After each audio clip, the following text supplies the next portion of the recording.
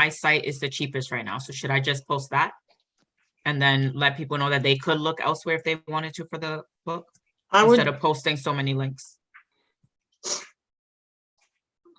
So my site is the cheapest right now. So should I just post that? And then let people know that they could look elsewhere if they wanted to for the book? Instead of posting so many links. Why am I hearing this again? I think the YouTube stream started. Yeah. Okay. How do I Why am I know, hold on a second. I need to, Fatuma, what do I do? You have to mute YouTube on your end. So the YouTube Yeah, tab how? probably open. Where is the link to mute it? It should be a microphone like icon or like an audio symbol on the bottom pane of YouTube. You have to mute YouTube on your end. So the YouTube tab probably open. Where is the link? Like where you would change the volume. A microphone like icon or like an audio symbol on the bottom pane. Got it. Okay. Okay. Sorry, guys. No problem.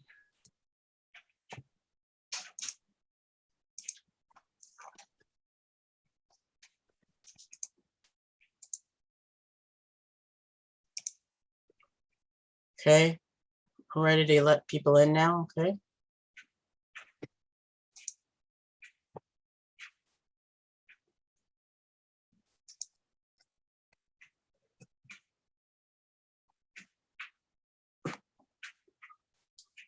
Bismillah ar-Rahman ar-Rahim. In the name of God, the infinitely compassionate and merciful. Welcome everybody here to our wonderful program. I will also use a prayer used by the Prophet Moses, both in Arabic and English. قُلْ رَبِّ اشْرَحْ لِي صَدْرِي وَيَسِّرْ لِي أَمْرِي وَاحْلُلْ عُقْدَةً مِنْ لِسَانِي يَفْقَهُوا قَوْلِي. O Lord, open for me my chest. Grant for me self-confidence, contentment, and boldness, and ease my task for me. And make loose the knot from my tongue that they understand my speech.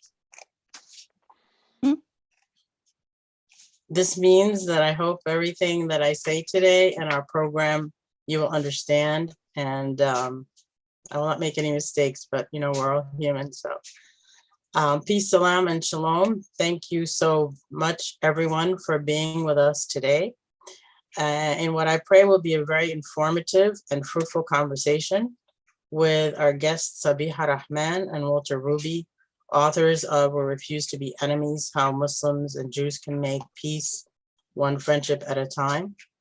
We're delighted that you've joined us today. There are some of you I know personally and hope, and you know, I hope some of you I don't know, but I hope to make new friends with the ones that I don't know today.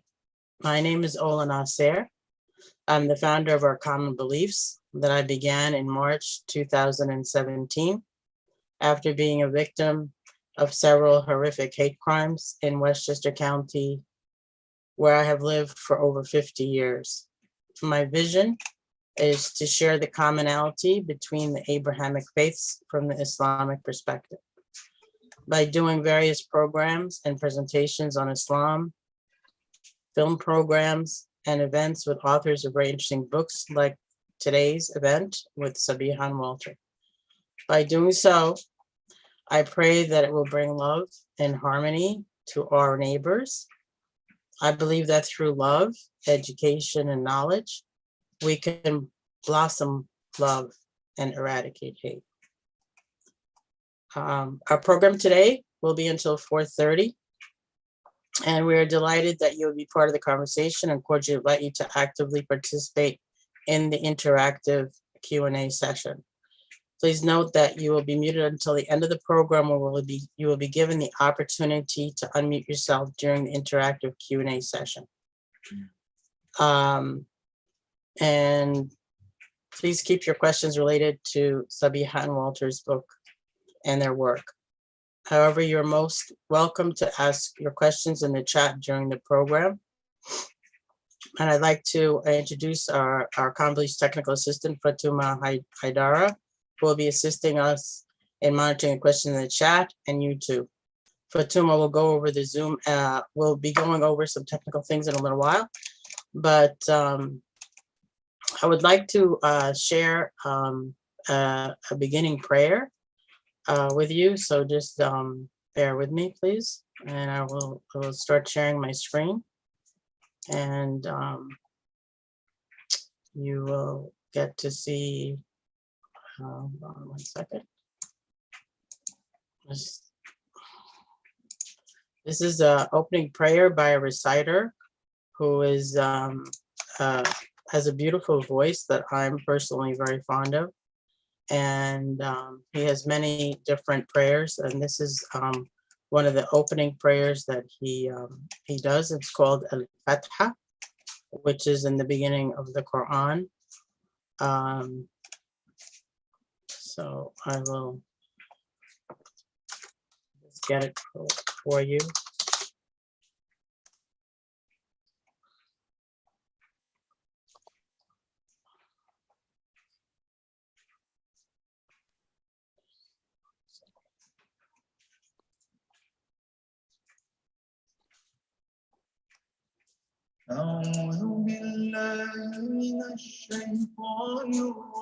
Can everybody hear it?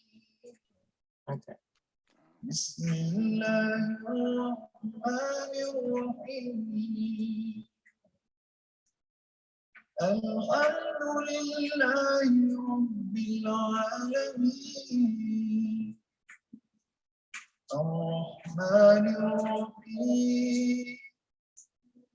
مالك يوم الدين إياك نعبد وإياك نستعين اهدنا الصراط المستقيم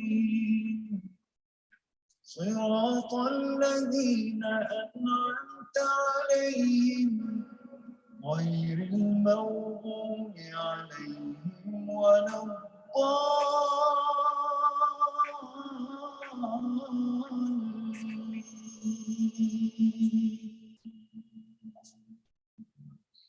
بسم الله.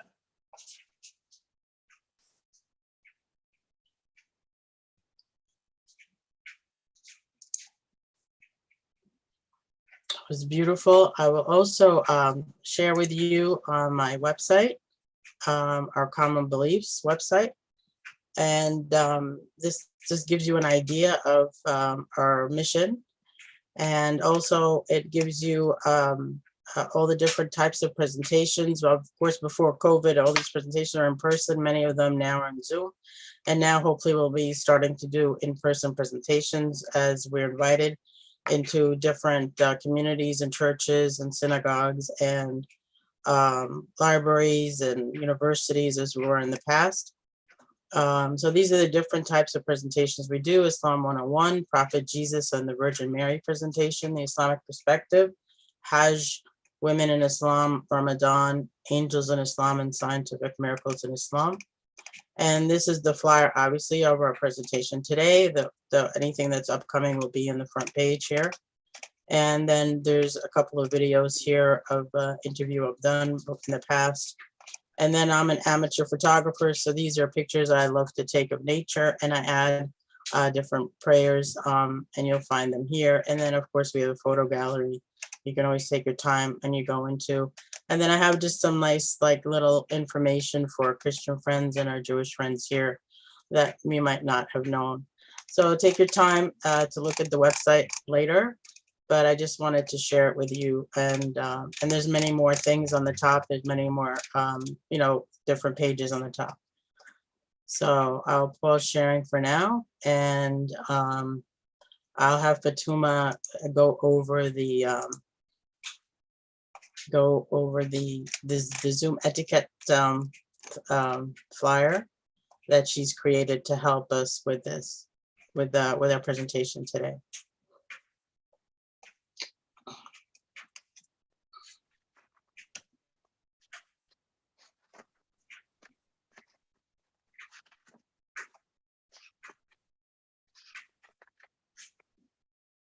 Hi, good afternoon, everyone. Sorry if there was a slight delay. My Wi-Fi was a little slow just now.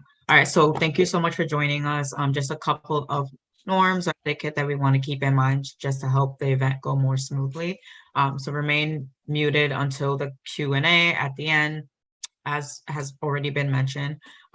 Please try your best to be present. Our authors have given their time to be with us today to talk about their book, and we want to make sure that we hear everything that they are saying. Having your camera on is optional, but greatly appreciated. It makes us feel less alone and less like we're talking to black boxes and like we're really here in community together. And any questions, please feel free to drop into the chat. I will be monitoring them and taking note of any questions that might not have already been answered in their presentation, and we will make sure to get to them at the end. I noticed that a few of you your names have Ola's name due to whichever link that you might have came through. So just some quick instructions if you need to change your Zoom name. In the participants menu, which you can find on the bottom menu bar of Zoom, if you click participants, find your name, hover over your name, and you'll see 3 dots that show up as a menu. Click those dots and click rename, and then you can type in your name that you want presented to us. So I'll give folks a couple of seconds just to see those directions and rename themselves as needed, and then we'll continue with the program.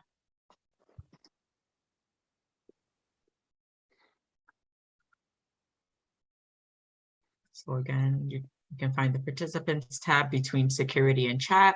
Once you open that up, find your name, hover over your name, you'll see 3-dot menu that shows up.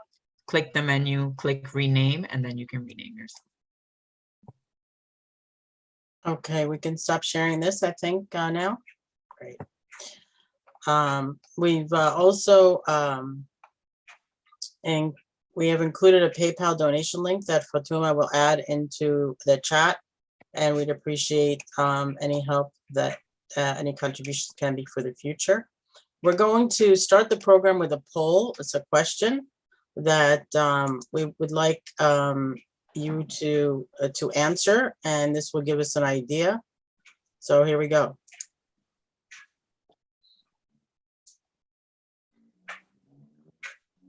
You guys could answer yes or no.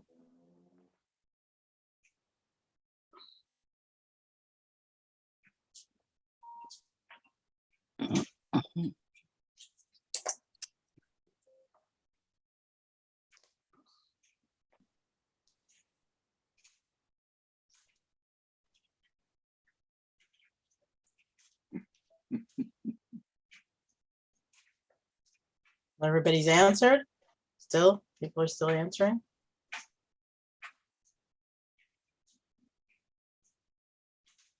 We still have a few people who haven't answered the question. Please answer the question if you can. Fatuma, maybe you can give them instructions on how to do it, maybe? It should have popped up automatically on your screen. If not, if you go to more in the Zoom menu, you should see polls, and it should pop up in case you accidentally close it. Okay, well, we have an idea. I'm going to end this now. We have an idea that 75, like almost 80% of people participated so far. And it seems that most everybody has not read the book yet. So this is the information we needed to know before we begin. I'm going to end the poll now. Here, share the results. So this is the results, okay? All right. Now I'm going to introduce our guest speakers, Sabeeha Rehman and Walter Ruby. Sabeeha Rehman is a blogger, public speaker, and author of the memoir, Threading My Prayer Rug, One Woman's Journey from Pakistani Muslim to American Muslim. I couldn't put the book down personally. It's really a fantastic book, and a very easy read and just very, very warm. The book was shortlisted for the 2018 William Sarion International Prize for Writing, received honorable mention in spirituality by the San Francisco Book Festival's Awards 2017, and was listed by Booklist as top 10 religion and spirituality books 2016 and top 10 diverse notification books 2017. Wow. She was selected by Wiki Isbid as 5 nonfiction writers telling captivating stories. She has co-authored, obviously, her second book that we're going to talk about today with Walter Ruby. And she just published, and I bought it, I just got it this month, a new book called It's Not What You Think, An American Woman in Saudi Arabia, about her time when she lived there. She is an op-ed contributor to the Houses of Worship column of the Wall Street Journal. Her pieces have been published in the New York Daily News, the Baltimore Sun, Forward, Salon.com, Tiferet, Pathos.com, and Washington Jewish Week.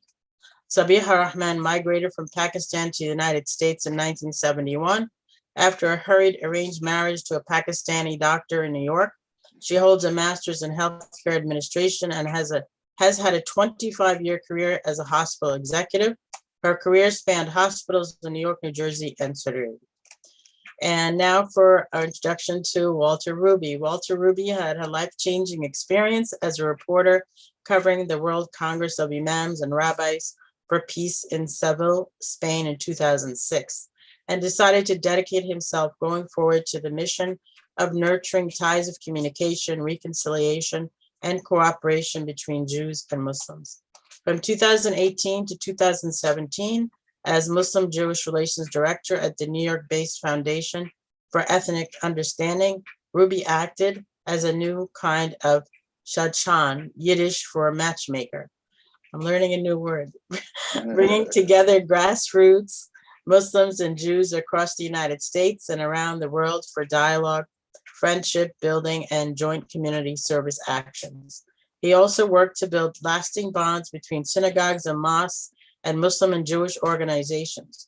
Walter presently serves as executive director of Jews, Muslims, and Allies Acting Together, called Jamaat, an eclectic community of Muslim, Jewish, and interfaith activists in Greater Washington, D.C., and as a coordinator of the Washington area chapter of Project Rosanna, which works to strengthen ties between Israelis and Palestinians through healthcare. Ruby worked as a journalist for more than 30 years, writing for the Jerusalem Post, Marav, The Forward, New York Jewish Week, London Jewish Chronicle, Washington Jewish Week, Long Island Jewish World, and other publications. During his career, he had postings in Haifa, Israel, New York, and Moscow, and covered stories of Jewish interests or related to the Israeli-Palestinian peace process in varied locales, including Algiers, Geneva, Berlin, Cairo, Mumbai, Reykjavik, I'm sure I said it wrong, Bogota, and Asunción. Walter is a co-author, together with his brother Dan Ruby, of the recently published memoir of Holocaust survivor Michael Edelstein entitled Live Another Day, How I Survived the Holocaust and Realized the American Dream. Ruby presently writes a blog focused primarily on politics entitled Walter Ruby, Keeping Hope Alive. A passionate traveler with a penchant for long-distance rambles on foot, Walter lives with his wife, Tanya, in Frederick, Maryland. To get us started with the conversation, Sabeeha, Walter, I'm going to ask one question. How did you both first meet? Well, first of all, a great question. I just wanted to, before I answer it or we start to answer it, I wanted to salute you for this wonderful event and hearing again about your work. You know, making lemonade from lemons. Essentially, I had a terrible experience, and you've built this wonderful community, our common beliefs, and just seeing all the people from various backgrounds, it really looks like you've done something really, really wonderful. So thank you so much, and thank you also to Fatuma. So how did we meet? Well, in my, as you mentioned in my bio, Ola, I worked as the Foundation for Ethnic Understanding as Muslim Jewish Program Director. I call myself, actually the word is pronounced shadchan, which means matchmaker, but that's fine. You're good for you for your attempt. In any case, so I was linking up rabbis and imams around the U.S. and later also in Europe. I was, and I'll talk a little bit more about that, and other folks, Muslim and Jewish organizations. And in that context, I called, I think we think it was either in 2009 or 2010. I just don't remember which of those 2 years. I called Daisy Khan, who some of you may know, who was the founder of the American Society for Muslim Advancement. And because I wanted to, do a twinning together with them, with that wonderful organization and and I forget who on the Jewish side, but whatever it was, I instead of Daisy answering the phone, Sabeeha did. So so then we began to talk. And Sabeeha, do you want to take it from there? Sabeeha turned out, I should say, she worked closely with Daisy, so that wasn't a complete surprise. But Yes, and I was floored when Walter said that I am the director of Muslim-Jewish relationship building. And I said, oh my goodness, a person dedicated, a staff person dedicated just for Muslim-Jewish relationship building? So I set up a meeting, and Walter and the rabbi came to our office, and we talked about each other's work. We were invited to attend the Twinnings event. And after that, we were regularly going to attend these events. And we very often found ourselves in the same interfaith space. At one time, it was Ramadan, and the Temple Emmanuel in New York City was hosting an interfaith iftar. Walter's organization, the Foundation for Ethnic Understanding, had been managing that event. I registered, myself and my husband. We show up for the iftar, and the gentleman sitting at the registration desk, a Muslim guy, looked at the list and said, "You are not registered." I said, "But I registered." He said, "Well, your name's not here." Okay, I don't know what happened. Can we register now? And he said, "No, we are closed." Walter happened to be standing close by, and he interceded and said, "Look, to this gentleman, I have known Sabeeha for a long time, and if she says that she registered, he must have registered. So can you make an exception and let her and her husband in?" "No, we don't have enough food. We have just enough food for everybody who's registered, so we are not adding anybody else." Walter kept pushing him. Eventually, he prevailed, and the young man allowed me and Khalid to come in. And I chuckled to my husband. I said, "You know, the Muslim guy was stopping us, and the Jewish guy let us in." And that is how we met and where our relationship started taking us. Wonderful. But okay, I'll wait for you to tell me when to start the presentation. Yes, no, I'm just I'm so happy to hear this. And of course you did register, but somebody was very obstinate about the whole thing. And that's how you guys actually met. It's a wonderful, wonderful thing. So yes, please, Walter and Sabeeha and Walter will be talking right now and doing their presentation and telling us about their book in more detail. And I will let you guys begin the program. Thank you. Thank you, Ola, for organizing this and for inviting us. And thank you, everybody, to come join us on a Sunday when you could be anywhere else. So I really appreciate it. I grew up in Pakistan. I had never met a Jew. Pakistan has, to this day, not recognized Israel. And I always views the Jews through the lens of the Israeli-Palestinian conflict. In fact, my father's passport was stamped all countries of the world except Israel. And that is literally and figuratively where I came from when I came to the US in 1971. How about you, Walter? Had you ever met a Muslim? Sabeeha, the truth is I never met a Muslim really until well into my 20s. The interesting backstory, though, is that, well, first of all, I was alone, really kind of grew up as pretty much a lonely Jewish child in a predominantly Gentile suburb of Pittsburgh. And when I was 10, I was very moved by a book called Exodus, which I read, which some of you may have heard of, by Leon Uris, which was about the creation of the state of Israel. So I strongly identified with that. And I said, boy, I wish I could go there and be there. And then, like a good fairy, kind of answered my wish. Like about 6 months after that, my father came home from work one day, and he said that we are going to Israel in 6 months. We're going to stay for a year. I've been invited for a sabbatical year at the Weizmann Institute of Science in Rehovot, Israel. He was a physicist. So lo and behold, 6 months after that, I was in Israel. I spent a year. I went to 6th grade there. And it was a very powerful experience for me, that I just really bonded with the place, the culture, my great sense of identity was fulfilled. It was very beautiful and powerful. But I didn't meet any Palestinians, either Muslim or Christian, during that period. We came back home, at the end of the year, but I was already committed. I'm going back. I'm going to go live there because that's the only place I felt that I could really be happy and fulfilled. Sabeeha? So the first time I met a Jewish person was when I came to the United States, 1971. My husband was a medical resident. He took me to the hospital's Christmas party. Half the medical residents were Jewish and the other half were Indian Pakistani. Now his colleagues, his Jewish colleagues, were being very welcoming towards me. You know, we hope you're not lonely. Are you adjusting well? Is there anything you need? And I had difficulty reconciling my negative perception of the Jews with the positive experience I was having. I then find out that the nice lady who lived upstairs and was showing me the ropes was Jewish. My husband's boss, who was mentoring him, was Jewish. And then I end up buying a house in an Orthodox Jewish neighborhood. I had no idea what I was getting into. Liked the house, bought the house. My father was visiting from Pakistan, and he said to me, people of faith, no matter what their faith, make good neighbors. And this community will be good for your children. Not only was he right, but I got a bonus out of it. I no longer had to tell my children why we don't eat pork or why we don't have a Christmas tree. How about you, Walter? When did you first encounter a Muslim? Well, I went back to Israel as I had vowed to do when I was 26 years old, at the age of 26. Right, 1976, I'm sorry. And I stayed for 3 years, which were a very, very wonderful time for me. Really kind of, it was, you know, it formed everything that came after.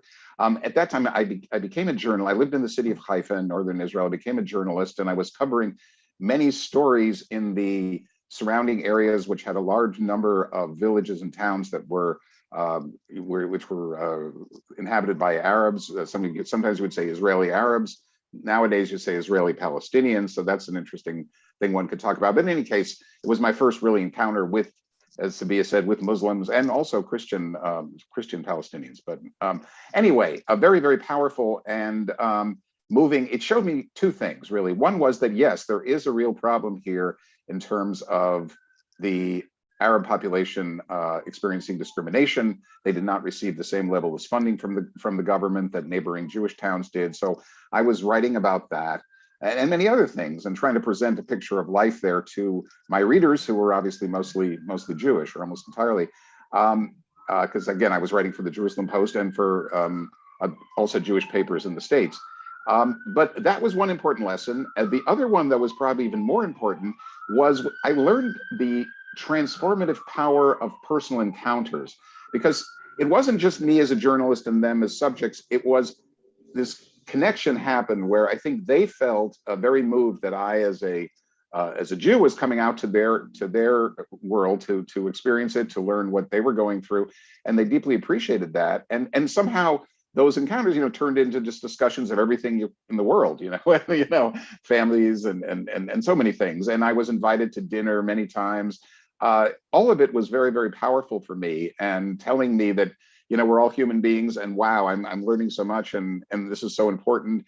And yet, when I would go back to my home in Haifa and talk to my Jewish friends and also my relatives who lived nearby in a kibbutz, they tended, not all of them, but many of them would kind of roll their eyes, and they would say, "Oh, Walter, you know, you're a nice guy, and you know, but you don't really, but you're naive. You're like a naive American. You come here for 1 year and you're lecturing us how we should be dealing with the Arabs. Listen, we know the Arabs. You don't. You're just like, you know, a newbie. You're from out of town, not only out of town, but out of the continent."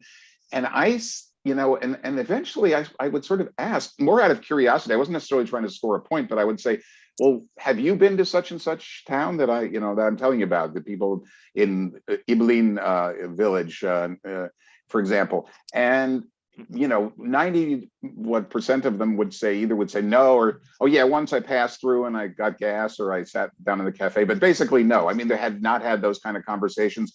And it turned out I started to realize, look, I've been here less than a year, but I've had more substantive conversations with Palestinians, with Muslims and Christians, than most of them had in their whole lives. So that's what it taught me. I said, it's so essential, because as long as if we don't have those kind of encounters, we will continue to stereotype, to stigmatize, to see the other as some kind of sinister collective of, but if once you get to know individuals and connect and build relationships, it changes everything. And that is the lesson that I've carried through my entire life since then. So that's how it happened. So for me, the transformative experience began once I started having interfaith dialogue with my Jewish neighbors, literally from the grounds up. In the 70s, I was a homemaker, raising 2 boys, and we would be hanging out, by the sidewalk, watching our children play, and, just standing on the lawn, chatting. And I guess that's where the whole grassroots term came from. Well, I must have invited one of them over for dinner, and the conversation may have gravitated towards dietary rules. And now we are saying to one another, oh, so you don't eat pork either. And is kosher the same as halal? He may have invited me over for coffee, and I would have said, thank you, but I'm sorry, it's Ramadan. What is that? And that's how our dialogue began, mothers talking to mothers. At one time, it occurred to me, wouldn't it be nice if my Jewish friends could meet my Muslim Pakistani friends? Because I didn't want my Jewish friends to believe that somehow I was unique and that I was not like the rest of the Muslims. And I also wanted my Muslim friends to see how nice Jewish people are. So we started getting together in our homes, in the living rooms, just chatting over food. And eventually that grew to larger meeting in larger spaces and meeting in public spaces, literally from the grounds up. Now, Walter, your experience was more top-down, right? In some ways, Sabeeha. After I came back from Israel after 3 years, I was working as a journalist in the US, also traveling widely, mostly covering the Israeli-Palestinian peace process, because I was continue to work for Israeli and Jewish newspapers. So I was very invested in the peace process between Israel and Palestine during the 1990s, the Oslo Accords, many of you remember. But when it crashed and burned, and it totally did in the early 2000s, I became interested in Muslim-Jewish coalition building in the US, first in New York, where I lived at that time, as an alternative path to peace and reconciliation. As you said, Ola, I attended that transformative conference of rabbis and imams in Seville, Spain, which I can talk about if anyone's interested further, but that showed me how this could happen, how this could be done. There was so much we had in common. And then I was hired in 2008 by the Foundation for Ethnic Understanding, which you also mentioned, Ola, as the Muslim-Jewish program director. And that's when it took me a while to figure out what that meant, because I think I may have been the only one in the world, with that title. But, it did mean kind of my role in bringing people together and being that shadchan to bring Muslims and Jews together in many cities around the US and later in Europe. So I traveled widely doing that in the US, Europe, even sometimes in parts of the Arab world like Morocco and Tunisia. We did twinning events where, that's what the point was, is that we would bring a synagogue and a mosque together in Los Angeles or in New York or in London, Paris, even Tunisia to do programs together, and we would try to do as many of those as possible. So the point is that it was a great experience, the greatest job I could have imagined, even though sometimes people would say to me, my God, that must be the worst job in the world. I'd say, no, this is the best job in the world, because I have the privilege of bringing together these wonderful people. I mean, really quality people, leaders in both communities, who then kind of bring in their own followings, whether it's their own congregations, other members of their organizations. And I have the privilege to watch them connect to, as they recognize their commonalities and build ties of friendship and reconciliation. To tell you the truth, it felt to me often like holy work. So that holy work had some ground rules. We were to focus on commonalities, our shared heritage, and our shared values, and keep politics out of it. Agree to disagree respectfully on the Israeli-Palestinian conflict, but focus on what is important to us here at home in America. In fact, the Sisterhood of Salam Shalom that I am a member of has a standing rule that once a chapter is formed, and they have 150 chapters, that you will not engage in politics for the first 18 months. Allow relationships to develop, allow trust to form before you address difficult issues. So for the first 18 months, we did not talk about politics. After 18 months, we still did not talk about politics. Another 18 months went by, we still didn't. Things were going so well that nobody wanted to wade into the murky waters. But last year, when the conflict broke out in Gaza and in Israel, we did talk about it. In some cases, it worked out well. And in some cases, there were difficulties. Some chapters even went on a hiatus. After that, Sisterhood did some intensive training, took us on virtual trips, did a lot of role modeling, and issued guidelines again. And that has been helpful, but this is something that we do continue to grapple with. Moving forward, in 2016, I was getting ready to publish my memoir, Threading My Prayer Rug. It occurred to me that it would be a good idea to get a blurb from a rabbi, an endorsement. And I thought of Walter, who of course is not a rabbi, but he worked for one. So I wrote to him. I was in Pakistan visiting family, sent him an email. Walter, you know, I've written this book. Do you think Rabbi Schneier would be willing to write a blurb? And Walter said his appropriate response was, I have to read the manuscript. I emailed it to him. And this nice Jewish gentleman spent his day of rest on a Saturday, going through the entire manuscript, writes back to me and says, Sabeeha, the rabbi will be happy to write a blurb, and I have an idea. Why don't the two of us write a book together? Walter, why did you come up with that idea? Well, you know, I sat down to read your book, and I needed to read it by Monday, and it was, as you said, on Saturday. I'd been procrastinated a little, and so, but I picked it up, and I was just blown away by what a wonderful book it was. I hadn't necessarily expected that she was such a wonderful writer, and that I just thought her message and her about, you know, immigrants coming here and what they're able to accomplish and the upbuilding of the Muslim community was just fascinating, and I loved it. And I said, you know what, I've been looking for some time, the truth was, for a Muslim co-writer to write a book about our Muslim Jewish movement and share an account of its success, because I felt that people just didn't know about it, most people outside of the actual movement. So that's what I wanted to do. And so I thought, what better than to write with Sabeeha if she'll agree? But it turned out that as we, you know, talked about the book and what we might do together, I think, you know, I'm speaking for myself, I felt that, you know, we needed to, I think Sabeeha agrees, but that the book also needed to be a manifestation of why, and this is already 2016, 2017. So why a Muslim Jewish alliance is so needed at this moment in history, and I would say it's still that moment in history, when both of our communities feel threatened by the rise of bigotry and authoritarianism.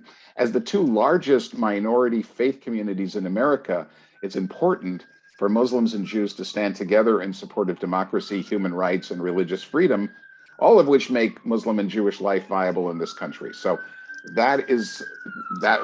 anyway, that's what I wanted to write about, and Sabeeha said, let's give it a shot. We sat down together and we identified 4 principles, which is what our, you know, at the core of our book and the core of what we do together, and also in many of the Jewish Muslim encounters. And I mentioned this because somebody had asked a question that was submitted to us about kind of how is this all done, and what do you build these twinnings about?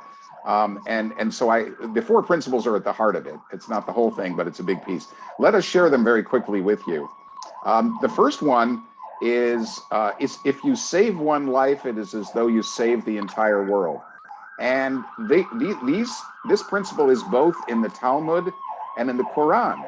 And basically what it says is that I think the core of that message is a very powerful message, that that every human life is sacred and every human soul is sacred. So it's, you know, we need to do everything we can to save every life, and that's really at the heart. But again, I had not known when I started this work that this was in the Quran. Sabeeha hadn't known that it was in the Talmud. And I bet, you know, you did a poll, Ola, so recently at the beginning of this thing. So I bet you if you ask that question here, you probably find out that 90% of the Jews who are here would not know that it was in the, in the Quran, and the Muslims wouldn't know it was in the Talmud. So anyway, what it told us is that, this and other basic principles are, we share, and yet we don't even know that. And that's something we work on changing. Sabeeha, do you want to share the second principle? So the second principle that unites us is welcome the stranger. It is ordained in the Quran. It is ordained in the Torah. Walter and I share a similar history. Both our mothers were strangers in their new land. They were both refugees. My mother, in 1947, when Pakistan was created, India was divided into India and Pakistan. She made the train ride from India across to Pakistan. On the way, the trains were being attacked by mobs. Thousands were being massacred. She made it safely across to Pakistan, was welcomed in her new land, and she made a home over there. There she lived, there she thrived, and until her dying day, she believed that if there was one place on God's earth that was made for her, it was Pakistan.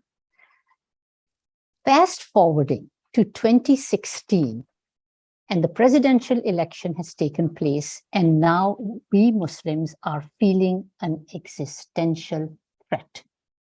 And I'll read from my book, our book, We Refuse to Be Enemies.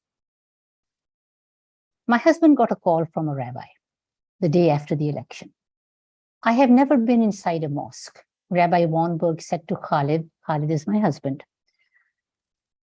Khalid called the Islamic Center of New York on 96th Street and made an appointment for the rabbi to meet the imam after the Jummah Friday prayers. Should I remove my kippah?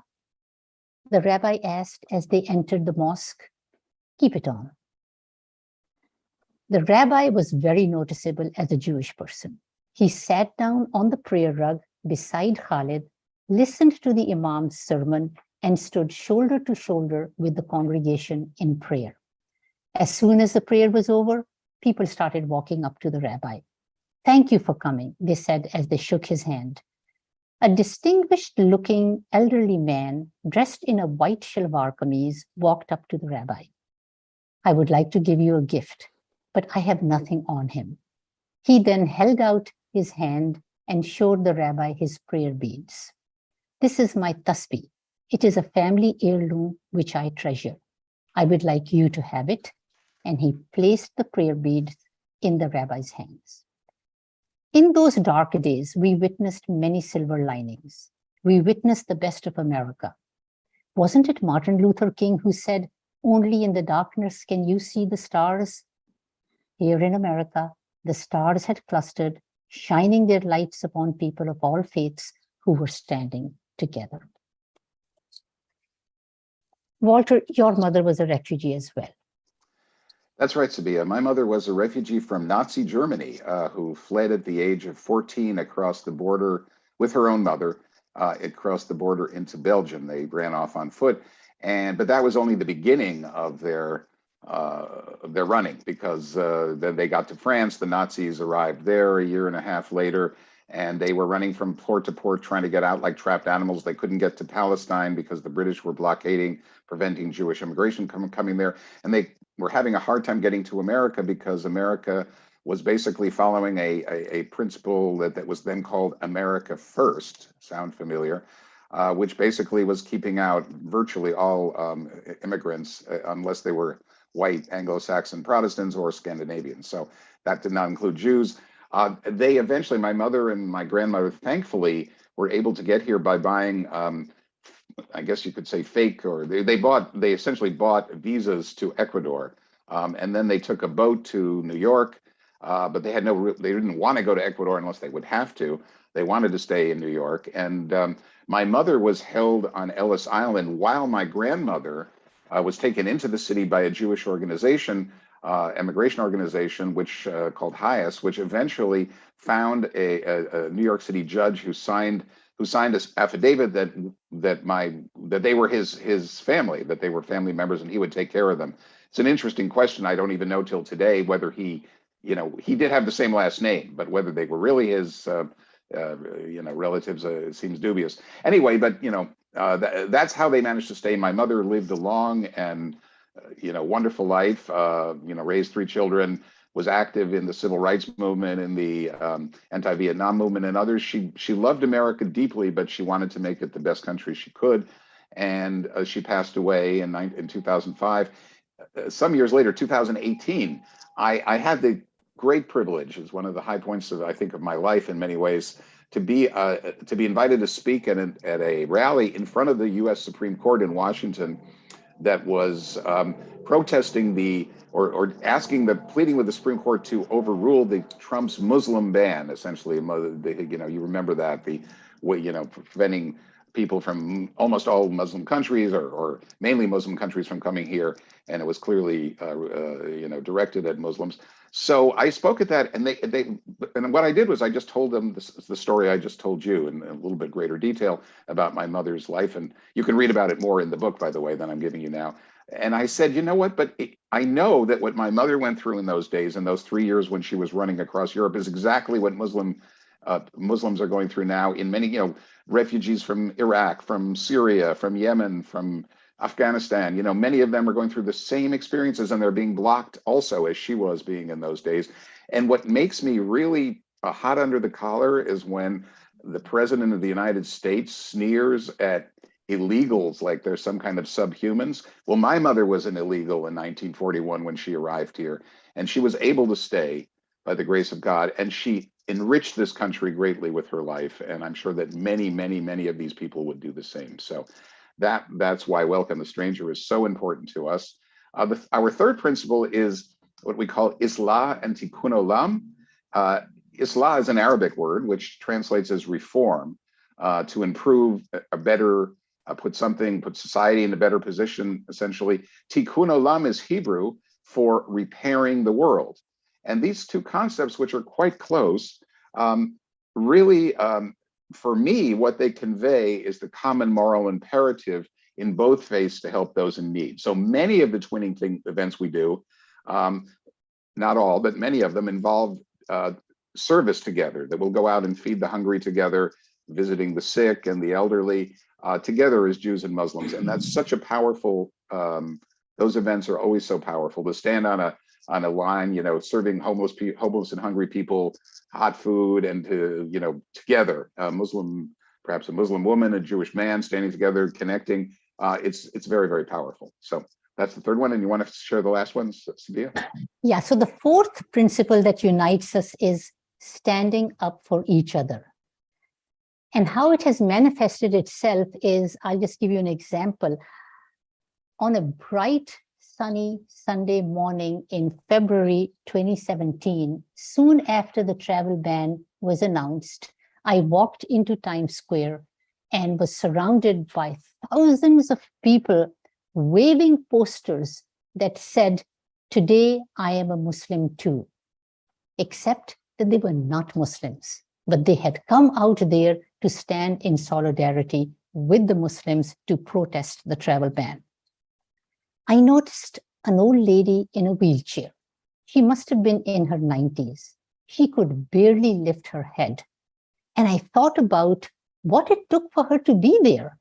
Somebody had to have helped her into her woolies, gotten her into a wheelchair, out on the curb, hailed a cab, got her in there, wheelchair in the trunk, and the reverse all over again, bringing her into Times Square. And there she sat, protesting loudly by her silent presence. This was a Sunday. These people could have been anywhere on their day off, yet they came out in the cold to stand in solidarity with their fellow Muslim Americans. And then not much later, the tables were turned. And now it was turned for the Muslims to stand in solidarity with their fellow Jewish Americans. Tell us about it, Walter. So the date stays with me vividly, October 27th, 2018. And I got up that morning on a Saturday morning and turned on the on TV to see the news and saw, to my horror, I guess probably it was late morning, that this attack had happened in Pittsburgh, Pennsylvania, my hometown, on a synagogue that I knew well, by a neo-Nazi gunman who had murdered 11 Jews at prayer. I mean, it was a horrible feeling because it never happened in that way in the whole history of the United States of America. And I remember having this feeling of like, oh my God, for the first time in my life, I don't feel safe as a Jew in America. And I was sitting there wrestling with that feeling and the sense of dread. And then I saw something that really inspired me and changed and helped me to go on, which was that I saw Muslims on the TV who were standing outside the police lines and holding up signs of solidarity and love for the members of the Tree of Life synagogue where this horrible attack had happened. And that was just so powerful to see that. I found out later that there had been a twinning relationship between those two houses of worship, and that makes a big difference at moments like that. In any case, the national Muslim community kind of picked up on that, and they started a fundraising effort, which for the Tree of Life, which raised like I think $250,000 in less than 72 hours. And then the following Shabbat, Muslims and Christians and many others, but I think Muslims to a really large extent came out to many synagogues that were holding memorial services for the Tree of Life. And I was at one in Virginia, and that was just so powerful. We were packed in like sardines in the social hall of that synagogue. And I was surrounded by Muslims. And I remember talking to one man about 40 years old. He was there with his two small kids, and they were standing squeezed up against me. And at one point, I reached out to him and I hugged him. I said, "So happy you're here, but I want to tell you that the only thing that I am a little bit, I want to ask you a candid question. Are you concerned at all that this would affect your kids badly? I mean, it would be hard for them to hear this, that this might, it's obviously a pretty heavy thing." And he looked at me. I'll never forget how he looked and he said, "Absolutely not. They have to see that. They're here. That's why I brought them. I want them to understand what this is all about. And if my brothers and sisters are under attack from another faith community, I'm going to be there for them, as I hope that people will be there for us. And this is so important for them to grasp this lesson." And for me, that was the equivalent of what Sabeeha said a little bit a while ago, that there was that moment of light in absolute darkness. And that inspires me almost every day when I think about it, to keep pushing. Sabeeha? It hasn't always been easy. We have had our share of challenges in navigating interfaith dialogue and activism. One that I continue to face is that I find it challenging to mobilize the Muslim community to get involved in interfaith activism. I am not sure what the reason is. It could be that in the immigrant community, which is the one I am most connected with, we are still a young community in terms of, evolving and, settling and getting into activism. It could be that our youth are still at an age and stage in life where they are trying to, establish their careers, raise their children, going from one school activity to the other. But it's also possible that there is some degree of lack of trust. Whatever it is a challenge. How about you, Walter? Well, yes, as I mentioned already, I did this Muslim-Jewish twinning work for 10 years in cities across America. And what I saw that in some cities, the Muslim community was holding back a little bit more. And in some cities, the Jewish community was holding back. Many cities, they weren't holding back. The good news was there was more positive than negative, but that was, so then I would ask myself, why is this happening in either of these communities? And I basically identified two contributing factors, which Sabeeha and I call the two elephants in the room. The first, which probably is not a surprise, is the Israeli-Palestinian conflict and the effect of that on our efforts to build Muslim-Jewish relations here. And normally most of the time we're able to push forward despite that, because we say, look, we can agree to disagree on that, but we want to work here, as Sabeeha talked about earlier. But sometimes when violence breaks out there's been 3 or 4 Gaza wars since I started this work.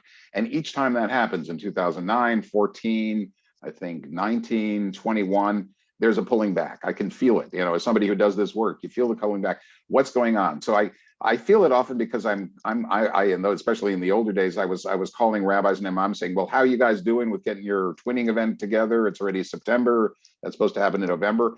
And oftentimes, whether it was the imam or the rabbi I was calling, they would kind of they would kind of say, Walter, I actually haven't picked up the phone and called him yet because, listen, this awful thing is going on over there in Israel, Palestine, and I just don't know what to say to him. And maybe it's an uncomfortable conversation. And I would just say, pick up the phone, do it, because you've already built this relationship. Don't let yourselves get pulled apart, and they would, and then it would go on. But it was, we would often lose months and, before people came back together. So that's one. The other elephant in the room, I would say, are doctrines and our respective holy books that offend the other. And there's plenty of examples of that in both the Torah and the Quran, things that when you read them, you say, oh my God, and especially from the other side. And I have to acknowledge that I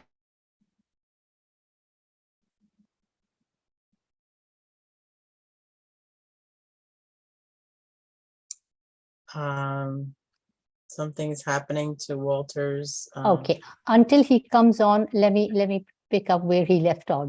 So what Walter often tells us is that he has read passages in the Quran where the Jews have been criticized, particularly when it comes to Prophet Moses bringing down the 10 Commandments, and only to find out that they have, made the golden calf and are worshiping it. And as a consequence, his reaction always has been that there's some kind of hectoring in the Quran going on about the Jews. The Jews are being blamed. And he felt it made him uncomfortable. And he raised this with some imams and said, look, the Quran says this about the Jews. And the Islamic scholars said to him, but Walter, it says the same thing in the Torah. It admonishes the children of Israel for going wayward. And Walter's response was, oh my God, yes, it does. And you know what? It's one thing for us to criticize ourselves, but when the other criticizes us, that bothers us. So it was okay for the Torah to have these passages in it, but it bothered him as a Jew to see that the Quran had the same passage in it. So that was a moment of reconciling what he refers to as the second elephant. And I'll continue. I think Walter is trying to join again. So we'll quickly share with us 8 lessons that we have learned as a consequence of our interfaith dialogue. The first one is, we are Americans first. While the Israeli-Palestinian conflict matters deeply to us, we live here, not there. And our common homeland of America is threatened unless we unite to save democracy and pluralism. We saw what happened on January 6th. It was just the prologue of things to come. We see what's happening with the voter registration and voter suppression laws. Should democracy be endangered, the communities that are at risk are the minority communities, whether it's Jews and Muslims, or whether it's the African Americans, Native Americans, Asian Americans, and the like. Walter isn't back, is he? I will continue. The second lesson we have learned is that we need to speak out and stay engaged together against injustice, both at home and abroad.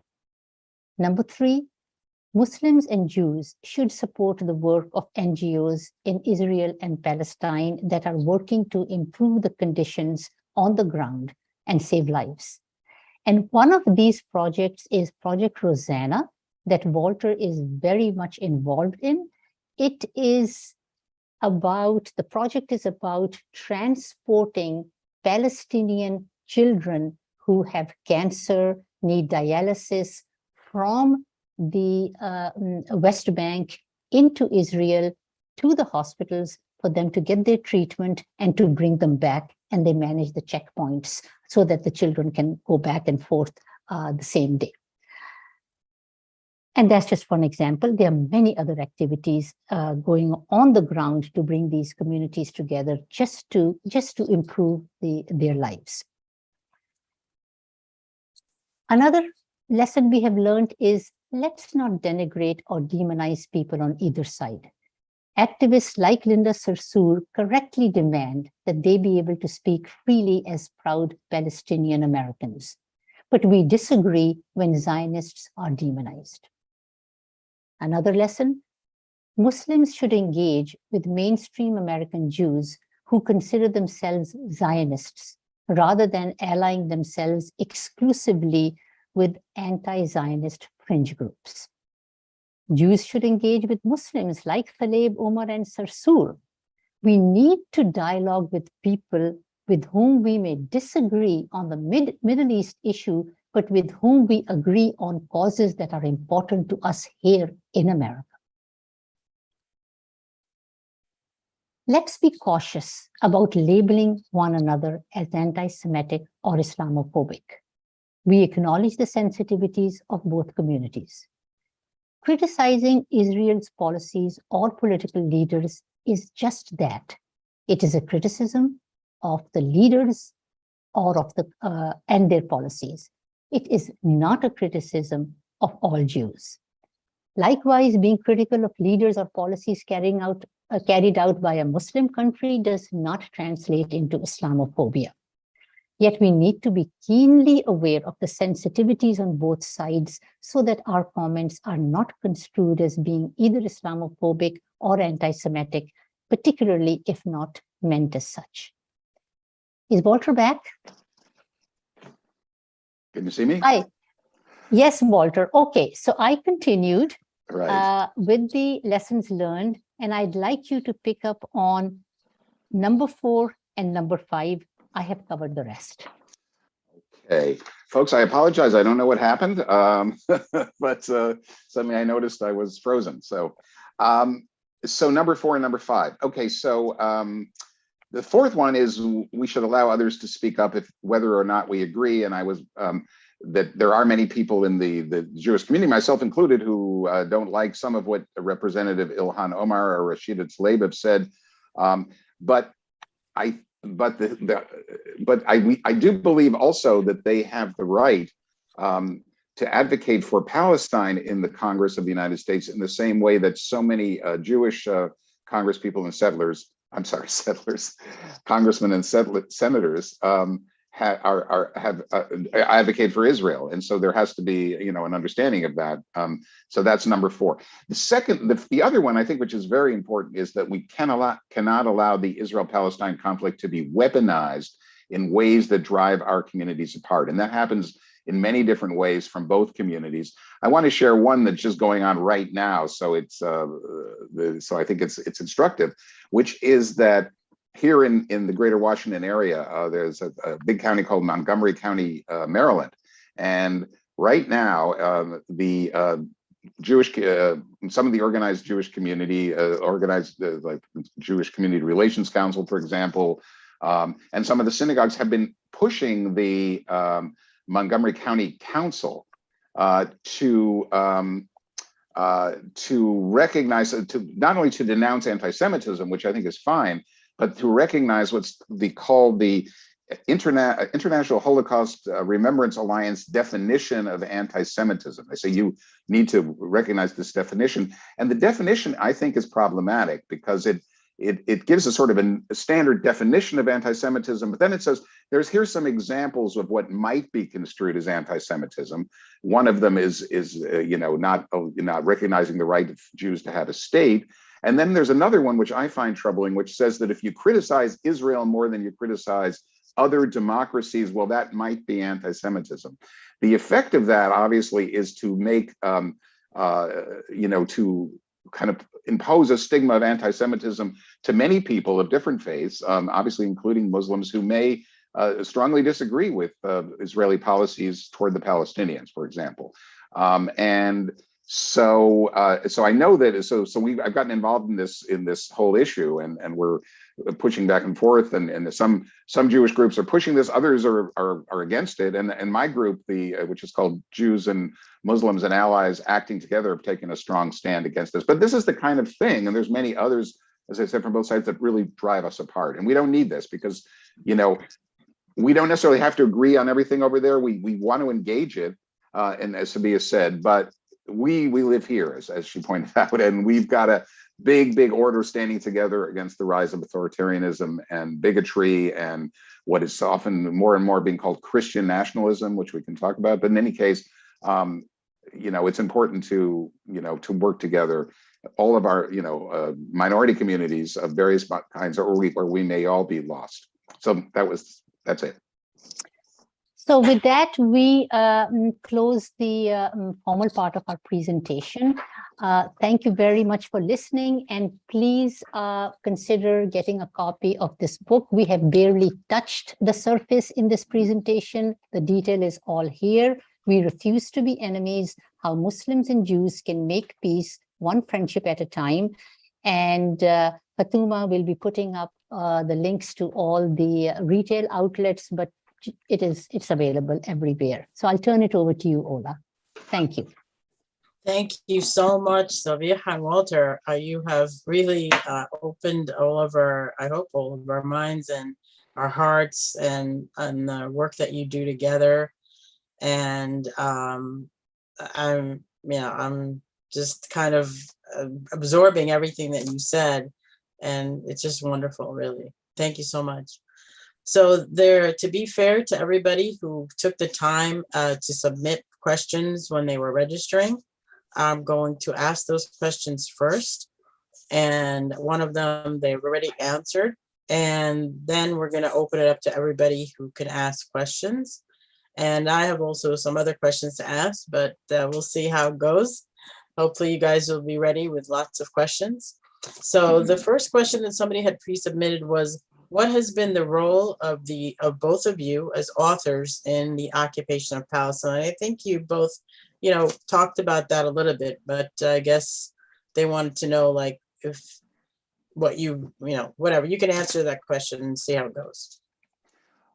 Okay, well, I'll start first because I think it's home with me probably more directly than Sabeeha. But, as I said, I've been involved with Israel my whole life and will be till the end of my days. In the same way, by the way, I've been involved with America my whole life, the good, the bad, and the ugly. But coming back from Israel, I continue to go there. I was just there a few weeks ago. I have, as some of you may have figured out by now, some serious differences with a number of the policies, the occupation being one of them. I feel it's a disaster for Israel. It's a disaster for the Palestinians. I tried in my own way to end it if possible. I mean, I've written, mostly writing, mostly speaking.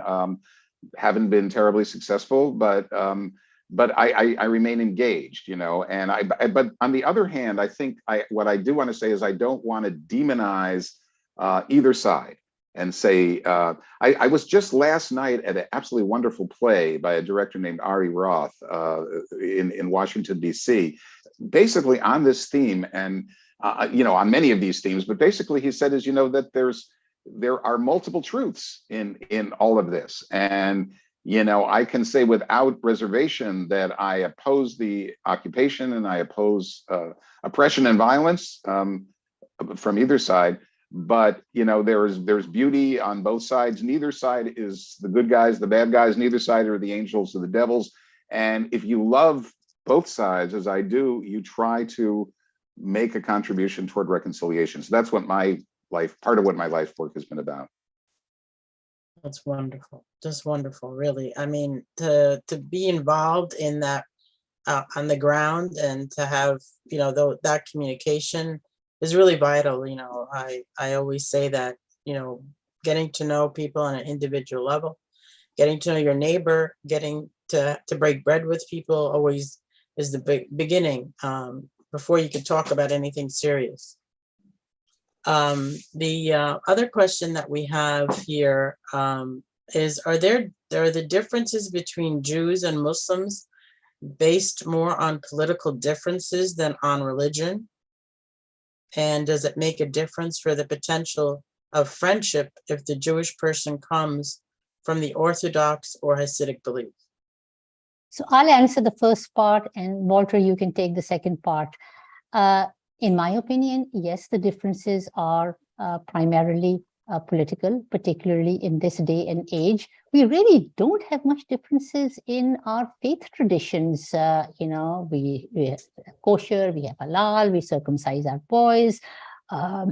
When I was at a Sabbath service this Friday, and I was going through the Tiddur, and it was all about God. And if I didn't look at the cover of the book, I would think that I was reading passages from the Quran. There is just so much commonalities in how we approach our faith and how we approach our relationship with God.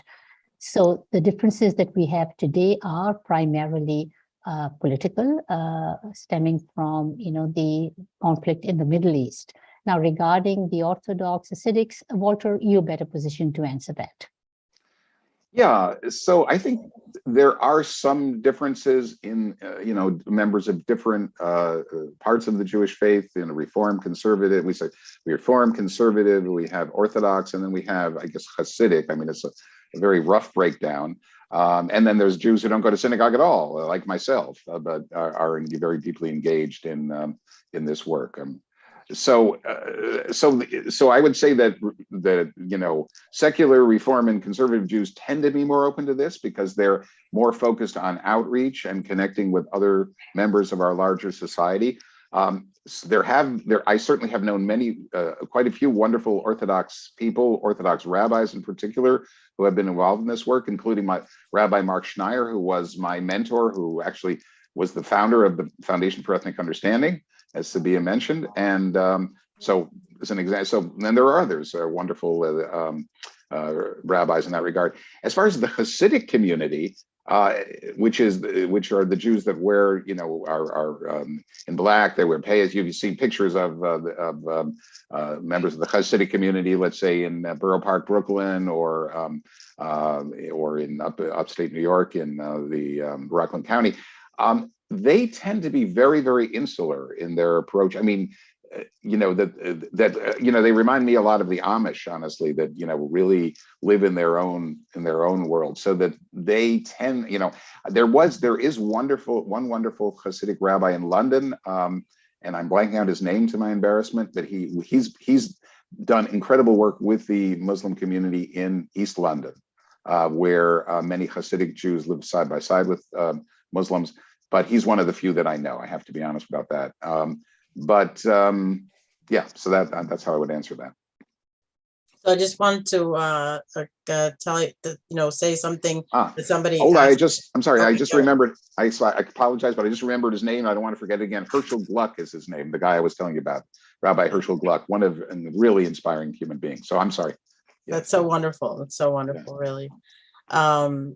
Somebody in the chat, as a friend of mine, Ragad, she said that she thinks the main issue isn't people of other faiths getting along, but recognizing that there are extremists tainting the image of all of those faiths and calling those people out as individuals and not the entire faith. So I think that's a very, very important point. And the real battle is really between the extremists on both sides and the moderates. Yes, I agree. And yes, and it's not only Jews and Muslims in that regard, but I think you could see that in other faiths too. That for some reason, this period that we're going through, this period of history, there is this extremist uprising, upsurge in Hinduism and Buddhism, in Christianity, obviously Judaism, Muslim, Islam, and it's across the board. And within each faith, there's resistance to that. There's outreach. There's trying to say the true message of our faith is love and kindness, and not compassion, and not right. But that's going on. Yep. Right. And it makes me think of a prayer in the Quran that says, we made you to nations and tribes to get to know each other, not to, hate each other, just to get to know each other. So there are some questions in the chat, and there's just one more submitted question that I want to honor whoever asked it. I'm not sure which country they're referring to, but I'll leave it up to you guys to make your own decisions as to which country you think that they're referring to, because I'm not really sure. So the question is, why are Arab students attacking Jewish students at colleges and stopping anyone who is Jewish from speaking at a campus?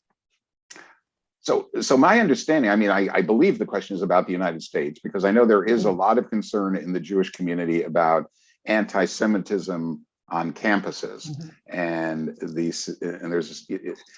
a lot of that concern about anti-Semitism comes back to Israel-Palestine again. That it seems that on campuses, some of that conversation is even more raw than it is in the worlds that Sabeeha and I inhabit. And I've done some speaking on campuses together with Sabeeha and on my own.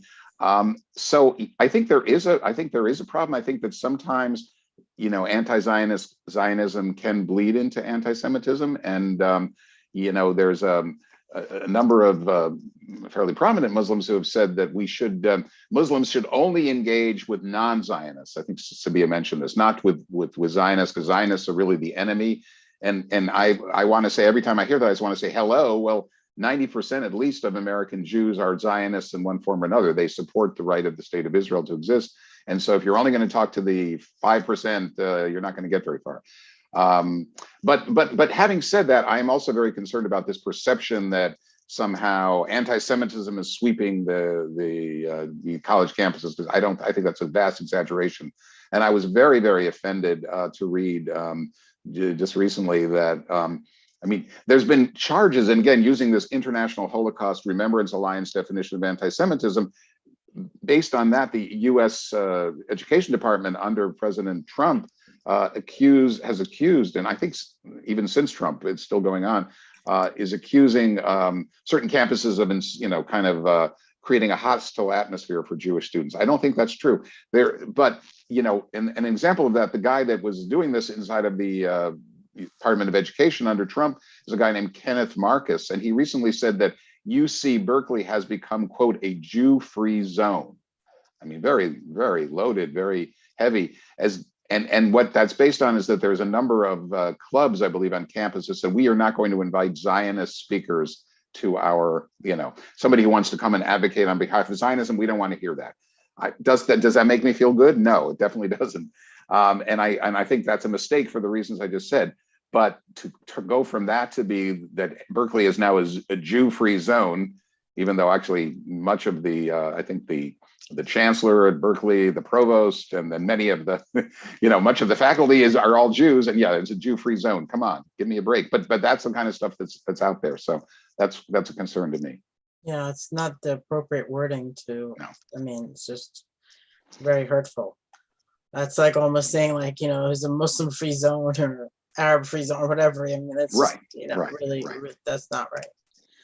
So one of my other friends asked, Joyce Bellish, one of the important aspects of the Black Lives Matter movement to encourage understanding between communities was the work around recognizing implicit bias. How do you work with this in the work you do? So I am part of a couple of women's groups. Interestingly, these are mostly women's groups, the Daughters of Abraham in Dialogue, the Sisterhood, and a few others, where we pick a topic that is of concern to both all three Abrahamic faiths, and also probably a topic that we want to know more about. So at one point, we did talk about implicit bias, and we did talk about microaggression, more so microaggression, that somehow in the way we refer to one another or we react to each other does exemplify the bias that we have towards one another. And I'll just give you an example that in one meeting, someone said, I Jewed it, and we all went, oh my goodness, that was like so out of the boundary. But it happens because it's there in a certain mindset, in that bias, and it's when we come together and we openly dialogue and we tell the other where we feel vulnerable, where we feel offended, why it offends us, how it hurts our sensibilities, that we begin the process of seeing things and putting ourselves in the shoes of the other person, that this is how this person feels if I speak this way, or if I approach a subject in this manner. There are things that are very sensitive in the Muslim community, in the Jewish community, in the Christian community, and we are not aware of that unless we start talking about it in safe spaces. So that's one tack that we take. Walter, do you want to add to it? Well, I think you said it very well, Sabeeha. I mean, yes, there are obviously, we all have our unconscious biases, and we're more concerned about our own pain. The member of our Jamaat, Jews, Muslims, and Allies Acting Together was just, she just, in the context of what's been going on in Montgomery County, where she lives, you know, she says, she was saying recently, you know, that that when, you know, certain things happened in Israel, Palestine, when Israeli troops went into the Al-Aqsa Mosque, we and beat Palestinians and shot at them. Obviously, that was deeply, deeply traumatic for us. But I didn't hear much from my Jewish brothers and sisters who she's worked with for many years in the sisterhood and elsewhere. For some reason, she said, you know, that was hurtful to me, and you know, I think that you know, thinking about it from the Jewish perspective, that we were probably so many of us, you know, deeply traumatized by what was happening and over there again, but that we were concerned, you know, about our own side and didn't think, you know, we ought to pick up the phone and call her and say, listen, I can imagine how that felt for you when to read that, to know that, to see that on TV. Yeah, so we need to, we just need to stay open to what, and you know, we sometimes miss signals, let's put it that way, and we need to be there for each other when either is in pain. And another example I'd like to share with you is just something I learned, that sometimes we get defensive, and Right. I was able to understand and understand the fact that I was getting defensive and overcome it thanks to my sisters in other faiths. When somebody would ask me, where are you from? My guards would go up. And sometimes I even played around with it. Well, I'm from the Upper East Side. Yeah, but where are you originally from? Staten Island. Yeah, but you know, okay, all right, I know what you're getting at. I'm originally from Pakistan. So when I raised this in a meeting and said that asking me this question, where are you from, signifies you're not one of us. You come from another planet. You don't belong here. And they helped me understand that it's just a way of starting conversation. Yeah, maybe so, but most of the time it's an icebreaker. It's a conversation starter. And I began to understand that I need to step back a little and not get so, you think I don't belong here, you think I'm not an American, get past it. So they helped me get over it. It's funny, I get that question asked by Muslims too, not just non-Muslims. But yeah, you got to go with the flow. One other question or a statement or whatever. Yeah, it's kind of a statement and a question. People oppose the occupation, but no one recognizes that Israel does oppress the Palestinians. And this is by Shaheen Ashraf. In your opinion, what is the solution? Okay, well, Your op-ed, Walter. Yeah, right. Well, I've written an op-ed which has not yet been published, so I'm not sure if I should go into detail. But my deep fear, conviction perhaps, is that unfortunately together as part of the occupation, there has been a mass settlement of Jewish settlers in the West Bank area to the extent that it will be almost impossible to separate, you know, and to have a two-state solution, as we've talked about, side by side. So I really think that we have to start. First of all, I think that those of, you know, either Israelis and Jews, including very much myself, you know, really need to think, well, how did this happen? And why did we, if we believe so much in having a separate Jewish state, why did we put, you know, 750,000 Jews, Jewish settlers in the Palestinian area. It didn't make any sense, and I'm wrestling with that. I don't really understand why that was allowed happen, why it was allowed to happen when people clearly saw this is what it would lead to. But here we are, here we are, tragically, whatever. And again, what do we do here? And to me, what it's all about, I'm less worried now about one state, two states, red state, blue state. What I'm interested in is seeing Israelis and Palestinians connect as human beings, as we have here, and there are an incredible number of people who are doing that over there. You don't hear about them very often, but there's all kinds of programs. There's all kinds. I think Sabeeha mentioned maybe Project Rosanna, which I've been involved in, which is bringing Israelis and Palestinians together to raise the level of healthcare, and in the process, while doing that, while saving lives of children, for example, helping to bring Palestinian children with cancer to hospitals inside of Israel by using volunteer drivers from both communities. And there's lots of incredible stuff. That's one organization out of more than 100 that's doing this kind of work. To me, that's the future, because if we connect and we learn about each other, and once you have those connections, you can't just go back and say, okay, put him or her on the other side of the wall. I don't want to deal with them, or no, that's now your brother and sister, and we've got to find a way to live together. And again, one state, two state. It almost doesn't matter to me. Let's build that structure of commonality and hope and kindness and love. That's what it's about. So do you think? I mean, I'm going to ask this question. Do you think the things that the Palestinians have to go through from town to town? I forgot the name. I was going to get a mental block. Mm-hmm. They have to stop at these checkpoints and everything. Checkpoints. Right. Do you think if that's eliminated, that would make people's lives much easier? Because, I kind of like give people a visual of, we live here in Westchester, and if my mother was in Scarsdale, I have to go through a checkpoint here in Briarcliff and in every town until I get to Scarsdale to even see my mom.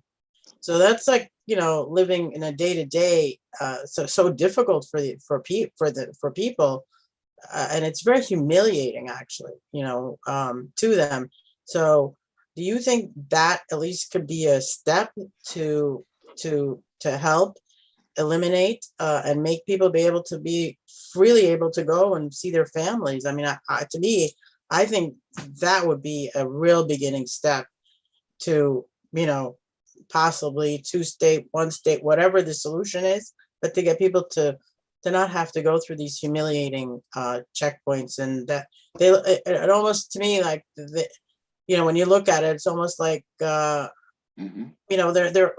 like smashed together, and it's just horrible, really horrible. I mean, that's how I feel personally.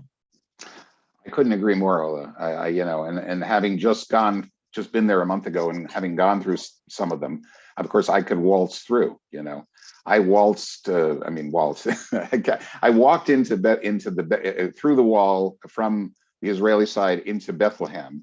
Had toured Bethlehem and surrounding areas, and then I came back that afternoon. Walked through that, and it's just a hideous thing. But to seeing all of the Palestinians coming through and how they're being treated, and I show my American passport, I'm through in a minute, and they're like being held up and asked a gazillion questions, and that's happening every day. There was another moment of heartbreak I had. I was inside, so my guide in Bethlehem, he took me to, we were right up against the wall, literally, touching it, and he said, come on over here. And he said, so I'm putting my face up to this wall, this concrete, huge thing. I don't know, 4 to 5 times as high as I am, but with all kinds of graffiti all over it. And he says, look through this crack and then kind of like turn your eyes like this, look to the left a little bit. So I do that. And I suddenly realized that I can see just out of the corner of my eye, Rachel's tomb.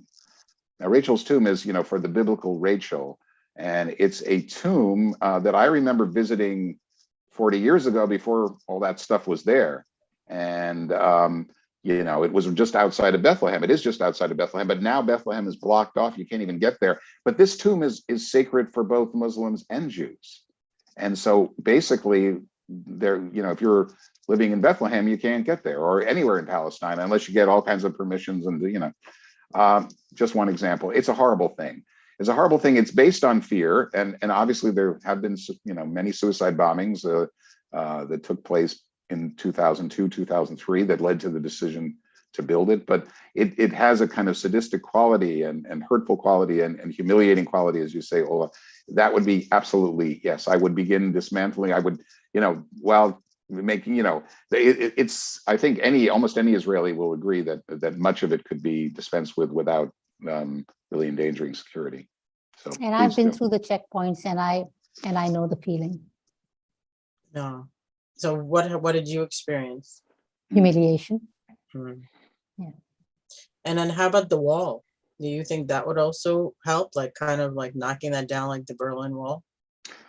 Well, it's really the same thing, the wall, or it's called the separation wall. And all this was built in the early 2000s after the breakdown of the peace process, when there was a period of violence. And so they were able to sell that to the Israeli public. Now, it was built in ways that kind of grabbed certain parts of what had been the West Bank into Israel, because they didn't build it right on the exact, you know, there's a lot of places where it sort of grabs more Palestinian land, and some Palestinians find themselves on the wrong side of it, of the wall, in a way. Yeah, so it's a big, ugly, nasty wall, and you know, please let it come down as soon as possible. We all pray. Mhm. So one other question is, or statement, tolerance and humanity are the most important underpinnings of the three monotheistic faiths. Actually, taking the time to have dialogue is the best first step to breaking down biases. But oftentimes our cultures seed not our faiths. So what do you know, what would you say to that? That, you know, culture gets involved more than faith in some of the trying to, you know, have these conversations. Absolutely. In fact, even how we express our faith is very much a part of our culture, which we sometimes erroneously attribute to the faith because it's part of our tradition. We assume that since we are Muslims and since we're living in a Muslim country, for those, we associate our practices with our faith, whereas culture trumps everything. Culture and tradition trumps. So one person's asking, is there a Sisterhood of Shalom chapter in Westchester that you know of? Because most people here are from Westchester. I'm not sure. Yes, I believe yes. there is. Yeah. Yes, there is a Sisterhood chapter in Westchester. I don't know who the chapter leader is, but if you go on to the website SOSS Peace, SOSS is Sisterhood of Salam Shalom, sosspeace.org, and you go into the chapters, it lists all the chapters, and it instructs you on how to get in touch with if you want to join the chapter. Okay. Definitely it has a chapter. Okay.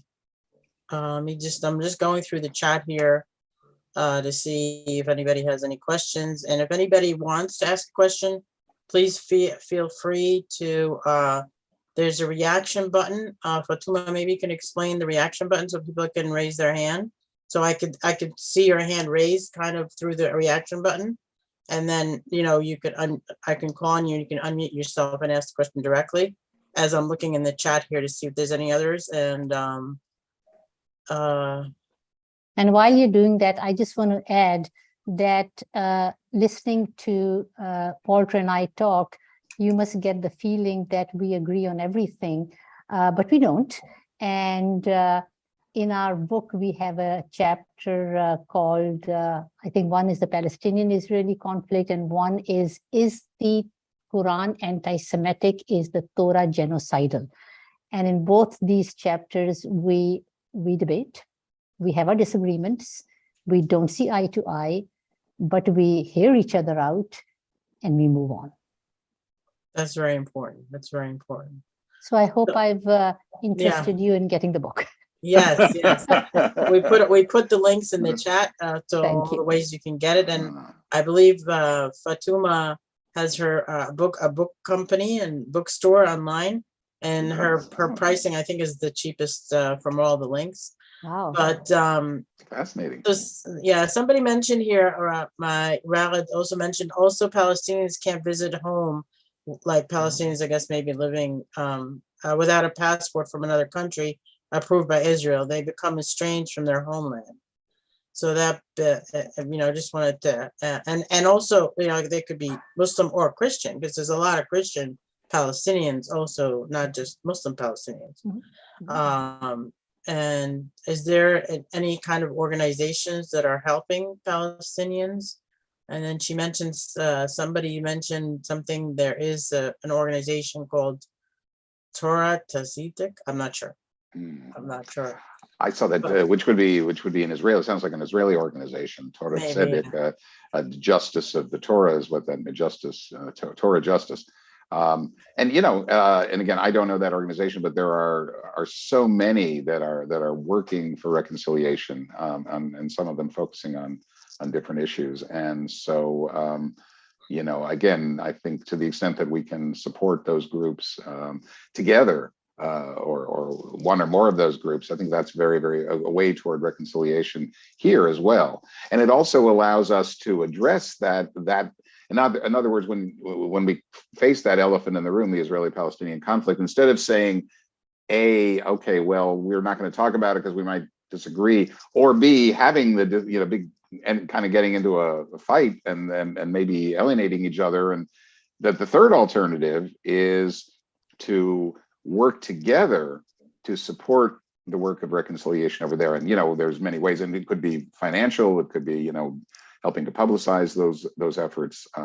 So I think I personally have come to feel that's really an important way to go.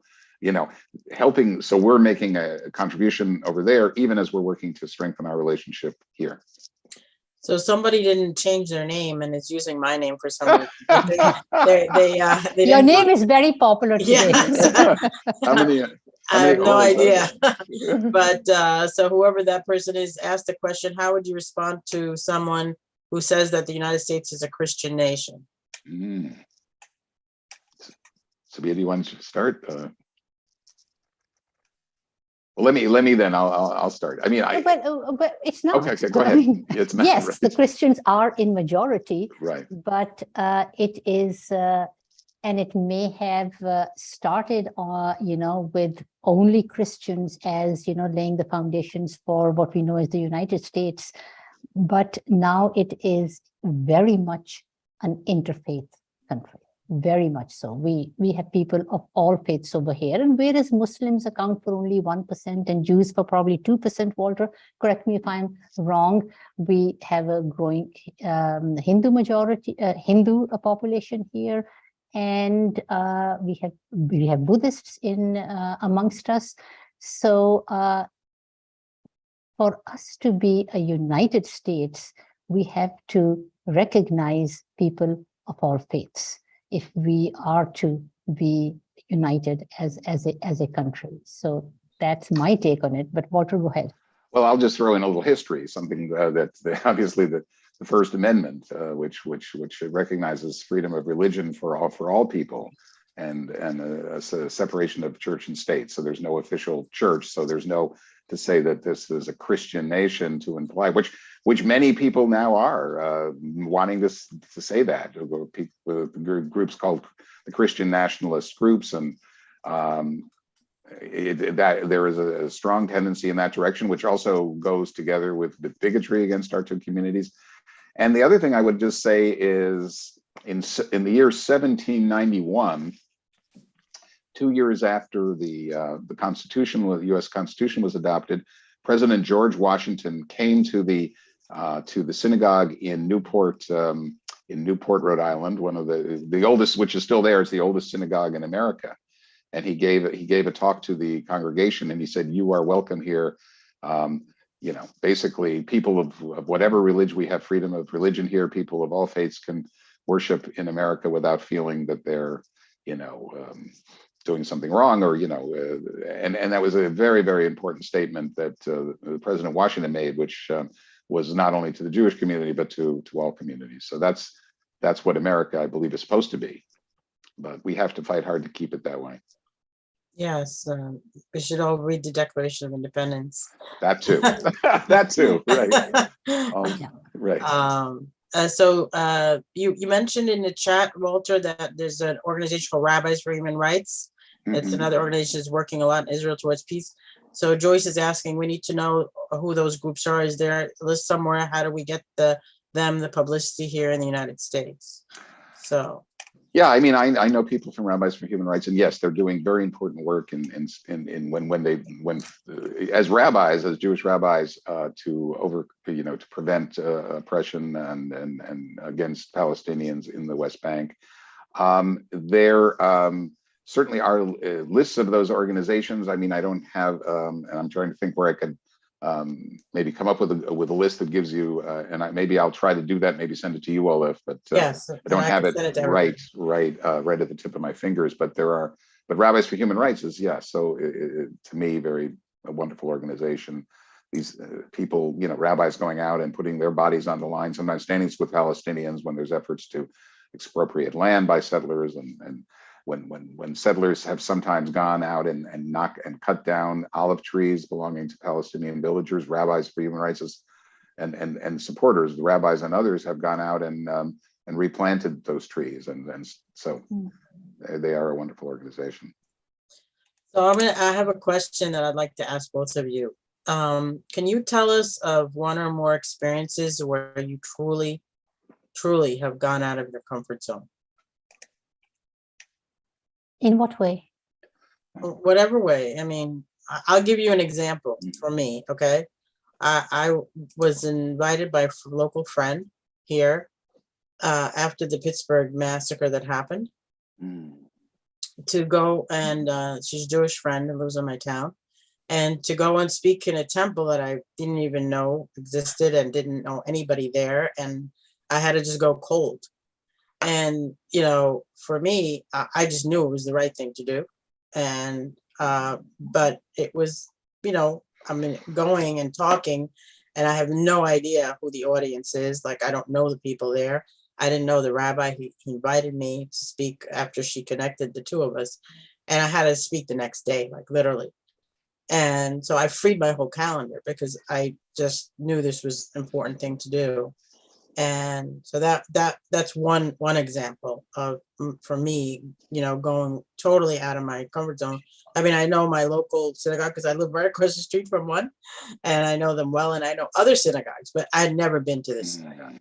So that's just an example. That's something like that I and my husband have experienced over and over again. We will get we kind of put out a call to the Chautauqua institution, sent a mass email out to those who had attended our Islam 101 talks after the elections, 2016 election. We put out a call saying, invite us and we will come. And we started getting invitations from people who had been in our audience, but we didn't know them, saying, can you come to our community in New Hampshire or Vermont or Ohio, and come stay with us. And when my son asked me, so Mom, where are the two of you going? Oh, we're going over to New Hampshire. And where are you staying with our hosts? Who are they? We have no idea. And we would literally get off the train or the plane and stand over there waiting for someone to wave to us. And then we would say, aha, so that's our host.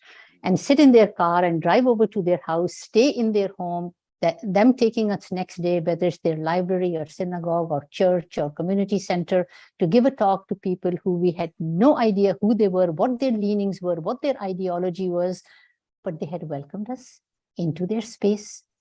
And that was enough for us to say, yes, I do, I will, I'm coming, I'll be there. And we ended up making friends for life. So we are actually very grateful that we were invited and we were heard. But this has happened many times, and it's always getting out of our comfort zones, to the extent that now being outside our comfort zone has become comfortable. Well Standard, said. Well standard said, policy. Sabeeha. Well said. Yeah. And I would say the same thing. I would say the same thing, that I've had many experiences outside of my comfort zone, both in dealing with other communities and in dealing with my own.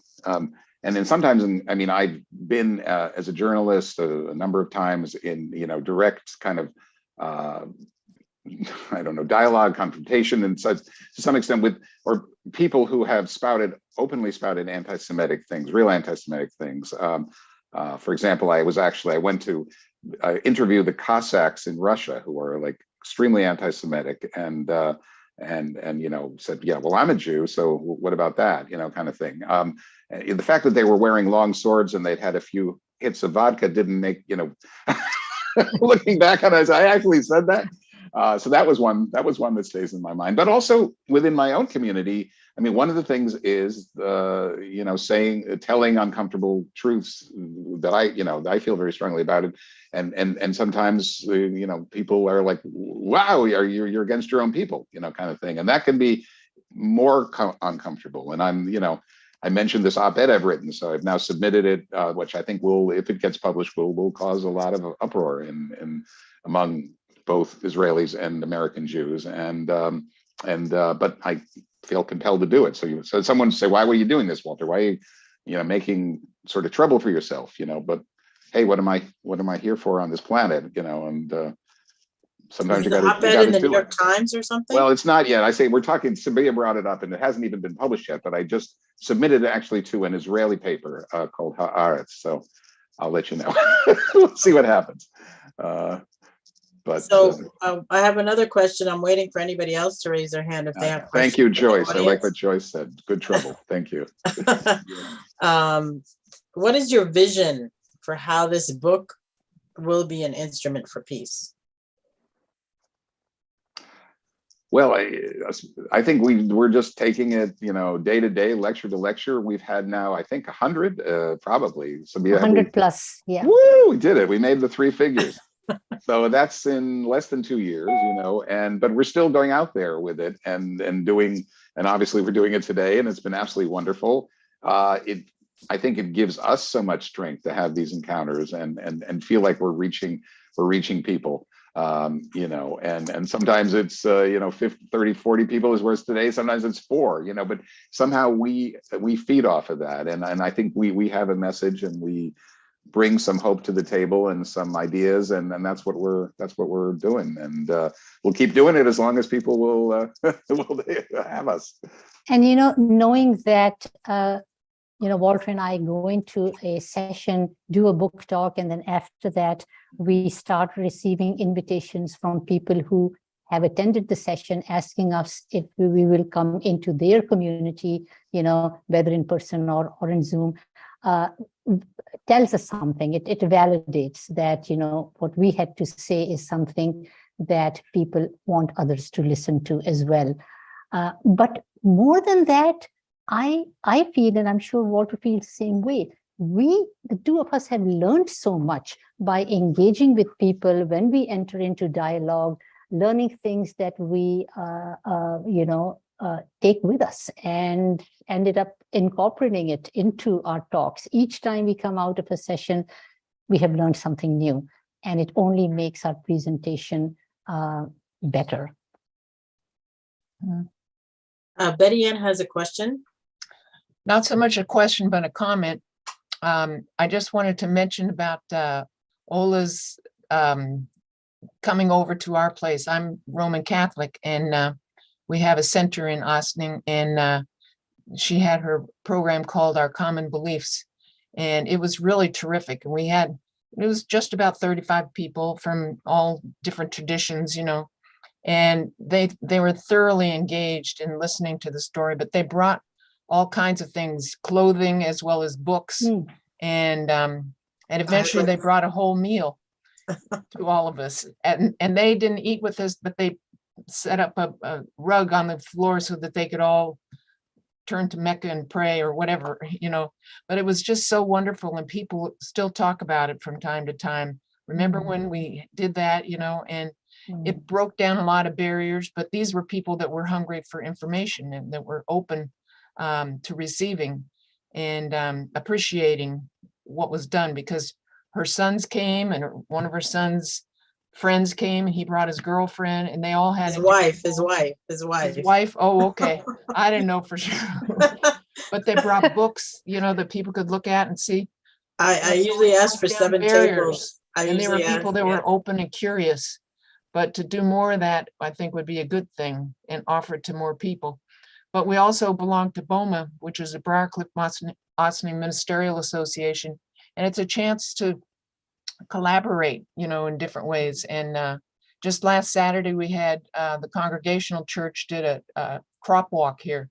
And so they invited people to walk 3 miles. So they wrote out 1 mile, and you had to walk it 3 times to get your 3 miles in. And as a donation to help with hunger issues and all that. But it's like the more we can lead people into those kinds of experiences, the broader will be the results, So I'm happy that we've had that, but we should do it again or do something similar. But BOMA, and I just heard that somebody from BOMA died today, but I think it's Bob. Really? But I wasn't sure of his last name, so I have to look it up again, because I was just trying to get onto this before. But anyway, we all faith traditions that come together, and that's another good thing. And we do a Martin Luther King celebration every year, and we do different things in different churches, or temples or whatever. And it's a great opportunity to experience each other as real people, and with faith of our own varieties, but to get inspired and sort of challenged to be open to others. So thanks, Ola, for waking up the Yeah, whole and I like how you stated it. You're talking about the food being served, and then you're also talking about the hunger for knowledge. So food and the hunger and the knowledge and the food that feeds your soul, and the information that you acquire, the knowledge that feeds your soul. Yes, when I do my presentations, I always ask for like 7 tables, and everybody's like, 7 tables? So my mother was a librarian, and got may she rest in peace. And so I have this thing about books, and I want more people to read books. So I have 1 table of books that I give away for free, and then it's marked a free table, and the other table is big books people can borrow, and the other tables are reference books. And then I bring, of course, clothes. And this was a specific presentation that I did with Sister Betty Ann at the Mariondale Center. It was about the Prophet Jesus and the Virgin Mary in Islam. So it brought a perspective that most Christians don't know about how we revere the prophet. So the Prophet Jesus and the Virgin Mary so much, peace be upon them. And so that was a big eye opener for them. And then, of course, we bring food. That's a tradition in our family specifically. But I think it's almost Middle Eastern or Muslim tradition. We like to make sure we feed people. So that's a great equalizer. That helps people recognize each other and find joy and happiness in the experience. Yes, absolutely. I just want to say one thing very quickly, which is that Sabeeha and I obviously in our presentation focused mainly on the relationship between Jews and Muslims, and that's very important to what we do, and we think that also needs a special kind of Jewish-Muslim dialogue because we've been so alienated from each other, mainly by the Israel-Palestine conflict. But that's only one piece of a much larger interfaith involvement that we totally, want to be part of and feel is so essential that Betty Ann is talking about with Christians, obviously, and people of other faiths. So we're definitely trying to do both, and we're very honored to be here and to hear your testimony, Betty Ann, and thanks for your incredible work, and all of you who are doing it, of all faiths. Absolutely. If anybody else has any questions, please raise your hand like Betty Ann did. If not, I'm going to interject a quick question. Do you guys get complimented or criticized more for your book, writing it together specifically? And if so, how do you handle this? Well, I would say that the compliments, or at least 50 to 1 over the criticisms. I mean, it's been that's been wonderful, because I was expecting more criticisms from both sides, and was kind of building myself up. I got to be strong. I got to but and then there was this love fest, and also I think it also was very meaningful for us that we brought the book out in April of 2021, and just a few weeks later, in early May, there was this explosion of violence in Israel, Palestine. And we had a lot of, we already had a lot of Zooms set up, but we got a lot more.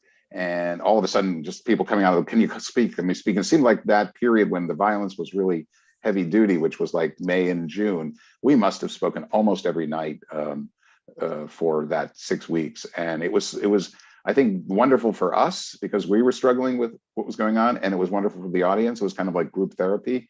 And so, yeah, and so it's been overwhelmingly positive, I would say. Yeah, it was group therapy. Very well said, Walter. And That's if you great. go on Amazon and Goodreads and look at the comments that readers have posted about the book, it ties right into what Walter just said. Perfect. So, you talked a lot about welcoming the stranger, which is one of your main principles. And I just wanted to know, and I think this is very important in both of our faiths, and but you actually dedicated like a whole chapter in your book about that. And can you just tell us a little bit more about why that is just so important to both of you? Well, I think, as Sabeeha said, it was coming once we were having that discussion, and we realized when we started talking, getting to know each other, that our mothers had both had those experiences that we narrated. So our mothers each had to flee for her life. Each of our mothers had to flee for her life at a certain point in their lives, and thankfully went through great dangers and got to the other side and was able to make an important contribution to their new countries, Pakistan and America. And so our mothers obviously inspired us to want to do that too. But first of all, just how important it is. I mean, the idea somehow that America should close itself off, and become some kind of fortress that you're trying to keep everybody out is just alien, I think, to both of our faiths, which, as you say, are about welcoming the stranger. And there's those powerful injunctions in the holy books about you have to welcome him or her in, and the wanderer, and welcome him into your tent. And that's so basic to our, I think, basic morality. But having been raised by mothers who had that experience, I think also was a huge piece in kind of illuminating that for us. It also was very much an issue at that moment when we started writing the book. The travel ban, leading from candidate Trump talking about a Muslim ban to him getting elected and then issuing the travel ban, became very much encompassed in this principle that, our faith compels us to welcome the stranger. And here we have a Muslim ban. And that brought that whole issue of the past of our mothers right into the present. Beautiful. I have a story about that day, but I'll keep that to the end. One last question. As you both were writing the book together, was there any aha moments or something that you both learned from each other that was surprising or very meaningful to you? So, Walter, you want to talk about Sarah and Hagar? Oh, okay. Yeah, that's a good one. So you all know this, the biblical story of Sarah and Hagar, that the way I always heard it or internalized it was that Sarah had given Hagar, her handmaiden, to Abraham when it was clear that she herself couldn't have a child. She had conceived Ishmael. That was the first son. And then 10 or 11 years later, by a miracle from God, Sarah, who's now 80 or 90 years old, suddenly, conceives and gives birth to Isaac. And then Sarah becomes jealous of of her handmaiden and the older son, who's now, Ishmael 10 or 11, and says something about how Ishmael had looked at his baby brother with, some kind of sneering or something. I don't remember. But anyway, the point is that Sarah then talks to Abraham and says, you got to send them away. You've got to send the handmaiden and her son away. Eventually, Abraham agrees, and he takes them out into the desert with several loaves of bread and maybe a couple of canteens, and leaves them there. And the question is, and then we know of the miracle that God comes and shows to Hagar the well. Zamzam, the Muslims see it as, just as a side note, Sabeeha and I had some very interesting, you'll see this in the book, that I said when I read that story, there were a couple of things that came up to me. First, I thought that Muslims must be very resentful of Sarah, right? And so Sabeeha will address that in a second. That turned out to be completely wrong. Well, why don't we leave it at that? Because let's leave it at this. So I said to you, Sabeeha, that Yes, aren't Walter you? said to me, I'm embarrassed. I said I feel bad, that Yeah. this happened or something, he said, if I were a Muslim, I'd be very upset at Hagar, at Sarah for having thrown Hagar out of the home. And I said, Walter, that's not our narrative. We don't believe that Sarah threw Hagar out. We believe that Abraham took Hagar and Ishmael out into the desert because that was God's command. In fact, when he left them in the desert and turned to go back, Hagar called out to him and said, are you leaving us here because that is God's command? And he said, yes. She said, then he will provide for us. So we don't hold it against Sarah. In fact, we revere Sarah. She was Abraham's wife. We name our daughters Sarah. And when Khalid and I went to the tomb of the patriarch in Hebron, we said the Fatiha prayer over her gravesite.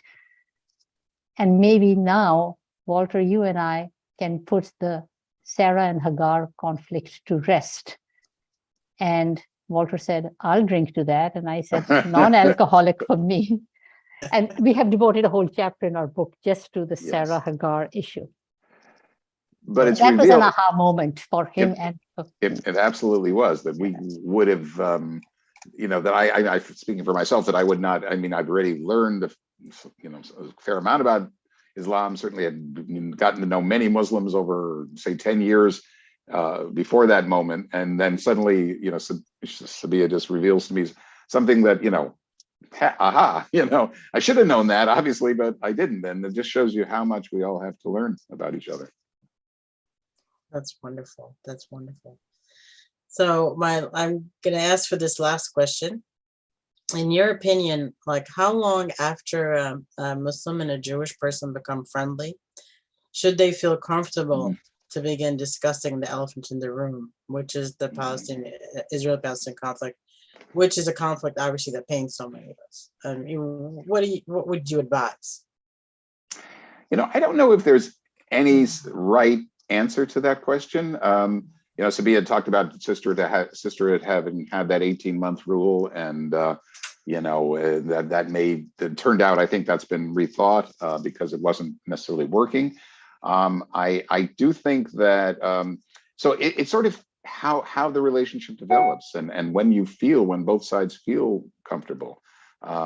I think it's probably good to say at the beginning, we can, let's establish that we can agree to disagree respectfully on aspects of that issue, and still work on our relationship here and build that relationship here.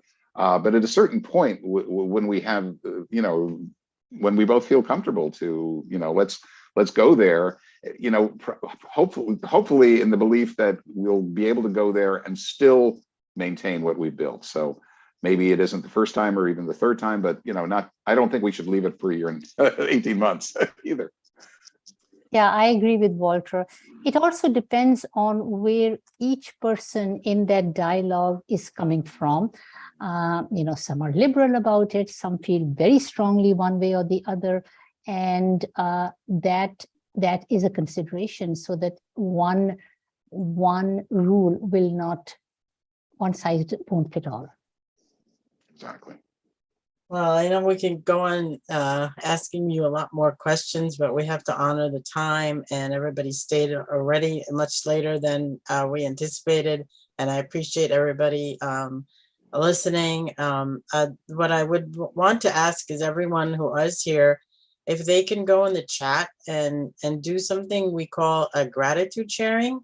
If you can share with us what you learned today, please put your answers in the chat. Or you can, even turn your mic on and tell us verbally what you feel like you've learned. And then also how you will share what you learned today with your family and friends. I think that's important so that we take away and, tell others about this experience. So that would be wonderful if you could take the time to put in the chat that.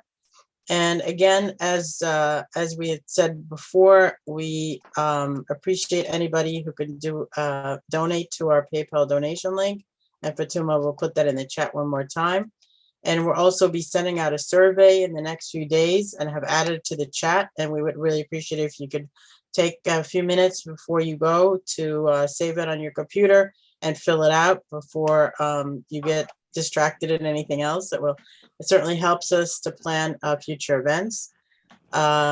Teresa, you have a question. Would you like to ask a question? You have your hand raised before I not a close out. question. It's not so much a question as I want to thank you and your organization and the people who spoke today. They were so enlightening to me. I hope that the book will come into a audio book, because I don't read much anymore because I only have one eye left. Oh. And so I really appreciate the dialoguing much more than the reading. And I know there's much more in the book that I won't be able to, that I won't see, but I do appreciate you, and I do appreciate your organization. And I am a Buddhist. I left the Christian church because I could not stand what they were doing to my brothers, my sisters, and my loved ones. Thank you so much, Teresa, for your kind words. Thank you. And Thank you, Absolutely. Teresa. I'm going to do one last poll quickly. And I'm 81 years old, and I left at that age. Oh, wow. This is the last poll I'm going to ask, is if people could just take the time to answer this question about if hopefully now that you'll be likely to buy the book after our presentation. I would appreciate if you could answer that question.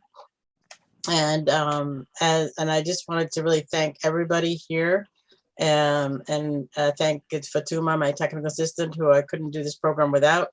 And of course, our wonderful guests, Sabeeha and Walter, for sharing their wonderful experience writing the book and their story. Just so warm and enlightening. And we hope that, you will definitely buy this book after this wonderful talk. So thank you. Fatuma's put all the links that, there's many, many links, many ways. And of course, you can always go to your local library too and encourage them to buy a whole bunch of copies of it. That would be really great. And then this way, there's more people can actually, read it. So that's another way. So let me end and share the results. So hopefully that's a good answer for everybody. And I'm going to end the program with let me just wanted to know if anybody would. I was going to take a group picture, but I'm not sure how a lot of people have their cameras off, and I'm not sure if people feel comfortable. So maybe we'll pass, but if you wanted to, we were going to do that. But I think I'm going to end the program with, I'm going to share my screen again with the YouTube. And the same reciter will be doing a call to prayer. So I'm going to start sharing my screen right now, as you guys hopefully will put in the chat some of your views. And one person, before I start sharing the screen, said the lesson I gained was to shed as much of my existing mindset when in a foreign culture or mindset. So that's what's good. Wonderful. 1 second. I'm sharing my screen right now. And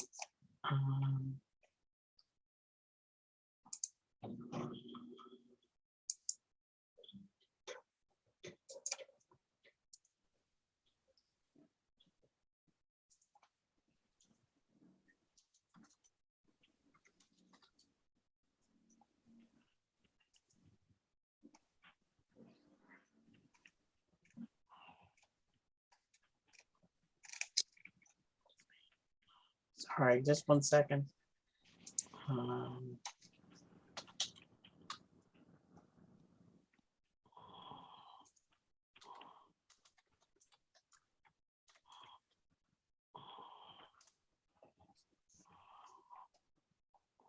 There you go. If one person Oops. accepts Islam because Sorry. of you, because of your effort, it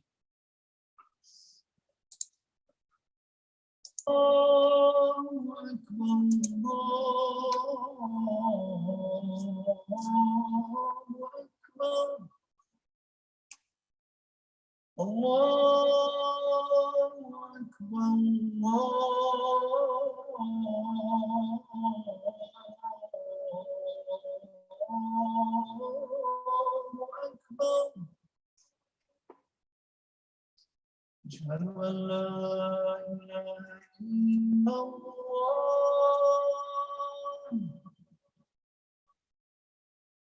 أشهد أن لا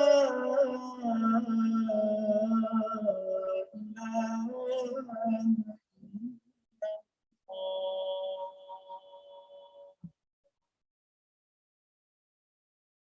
أشهد أن محمدا رسول الله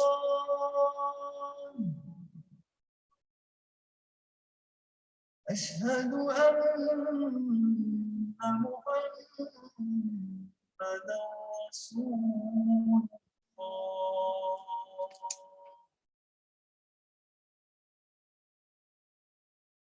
حي على الصلاة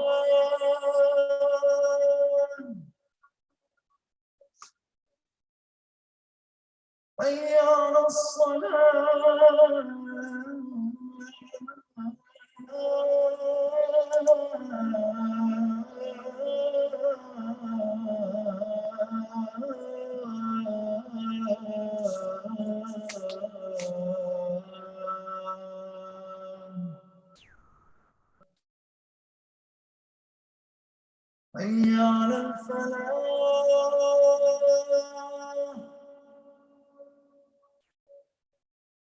حي على الفلاح حي على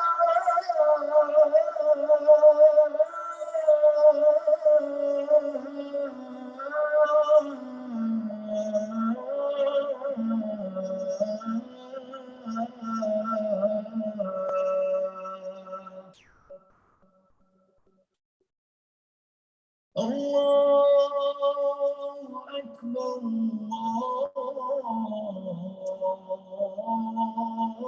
الله أكبر لا إله إلا الله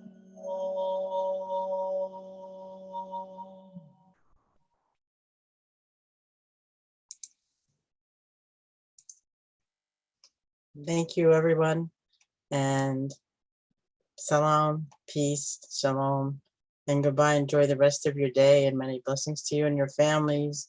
Enjoy your weekend and hope I'll be able to meet so many of you in person. Certainly you can email me and we can have lunch together. I'll be more than happy to do that.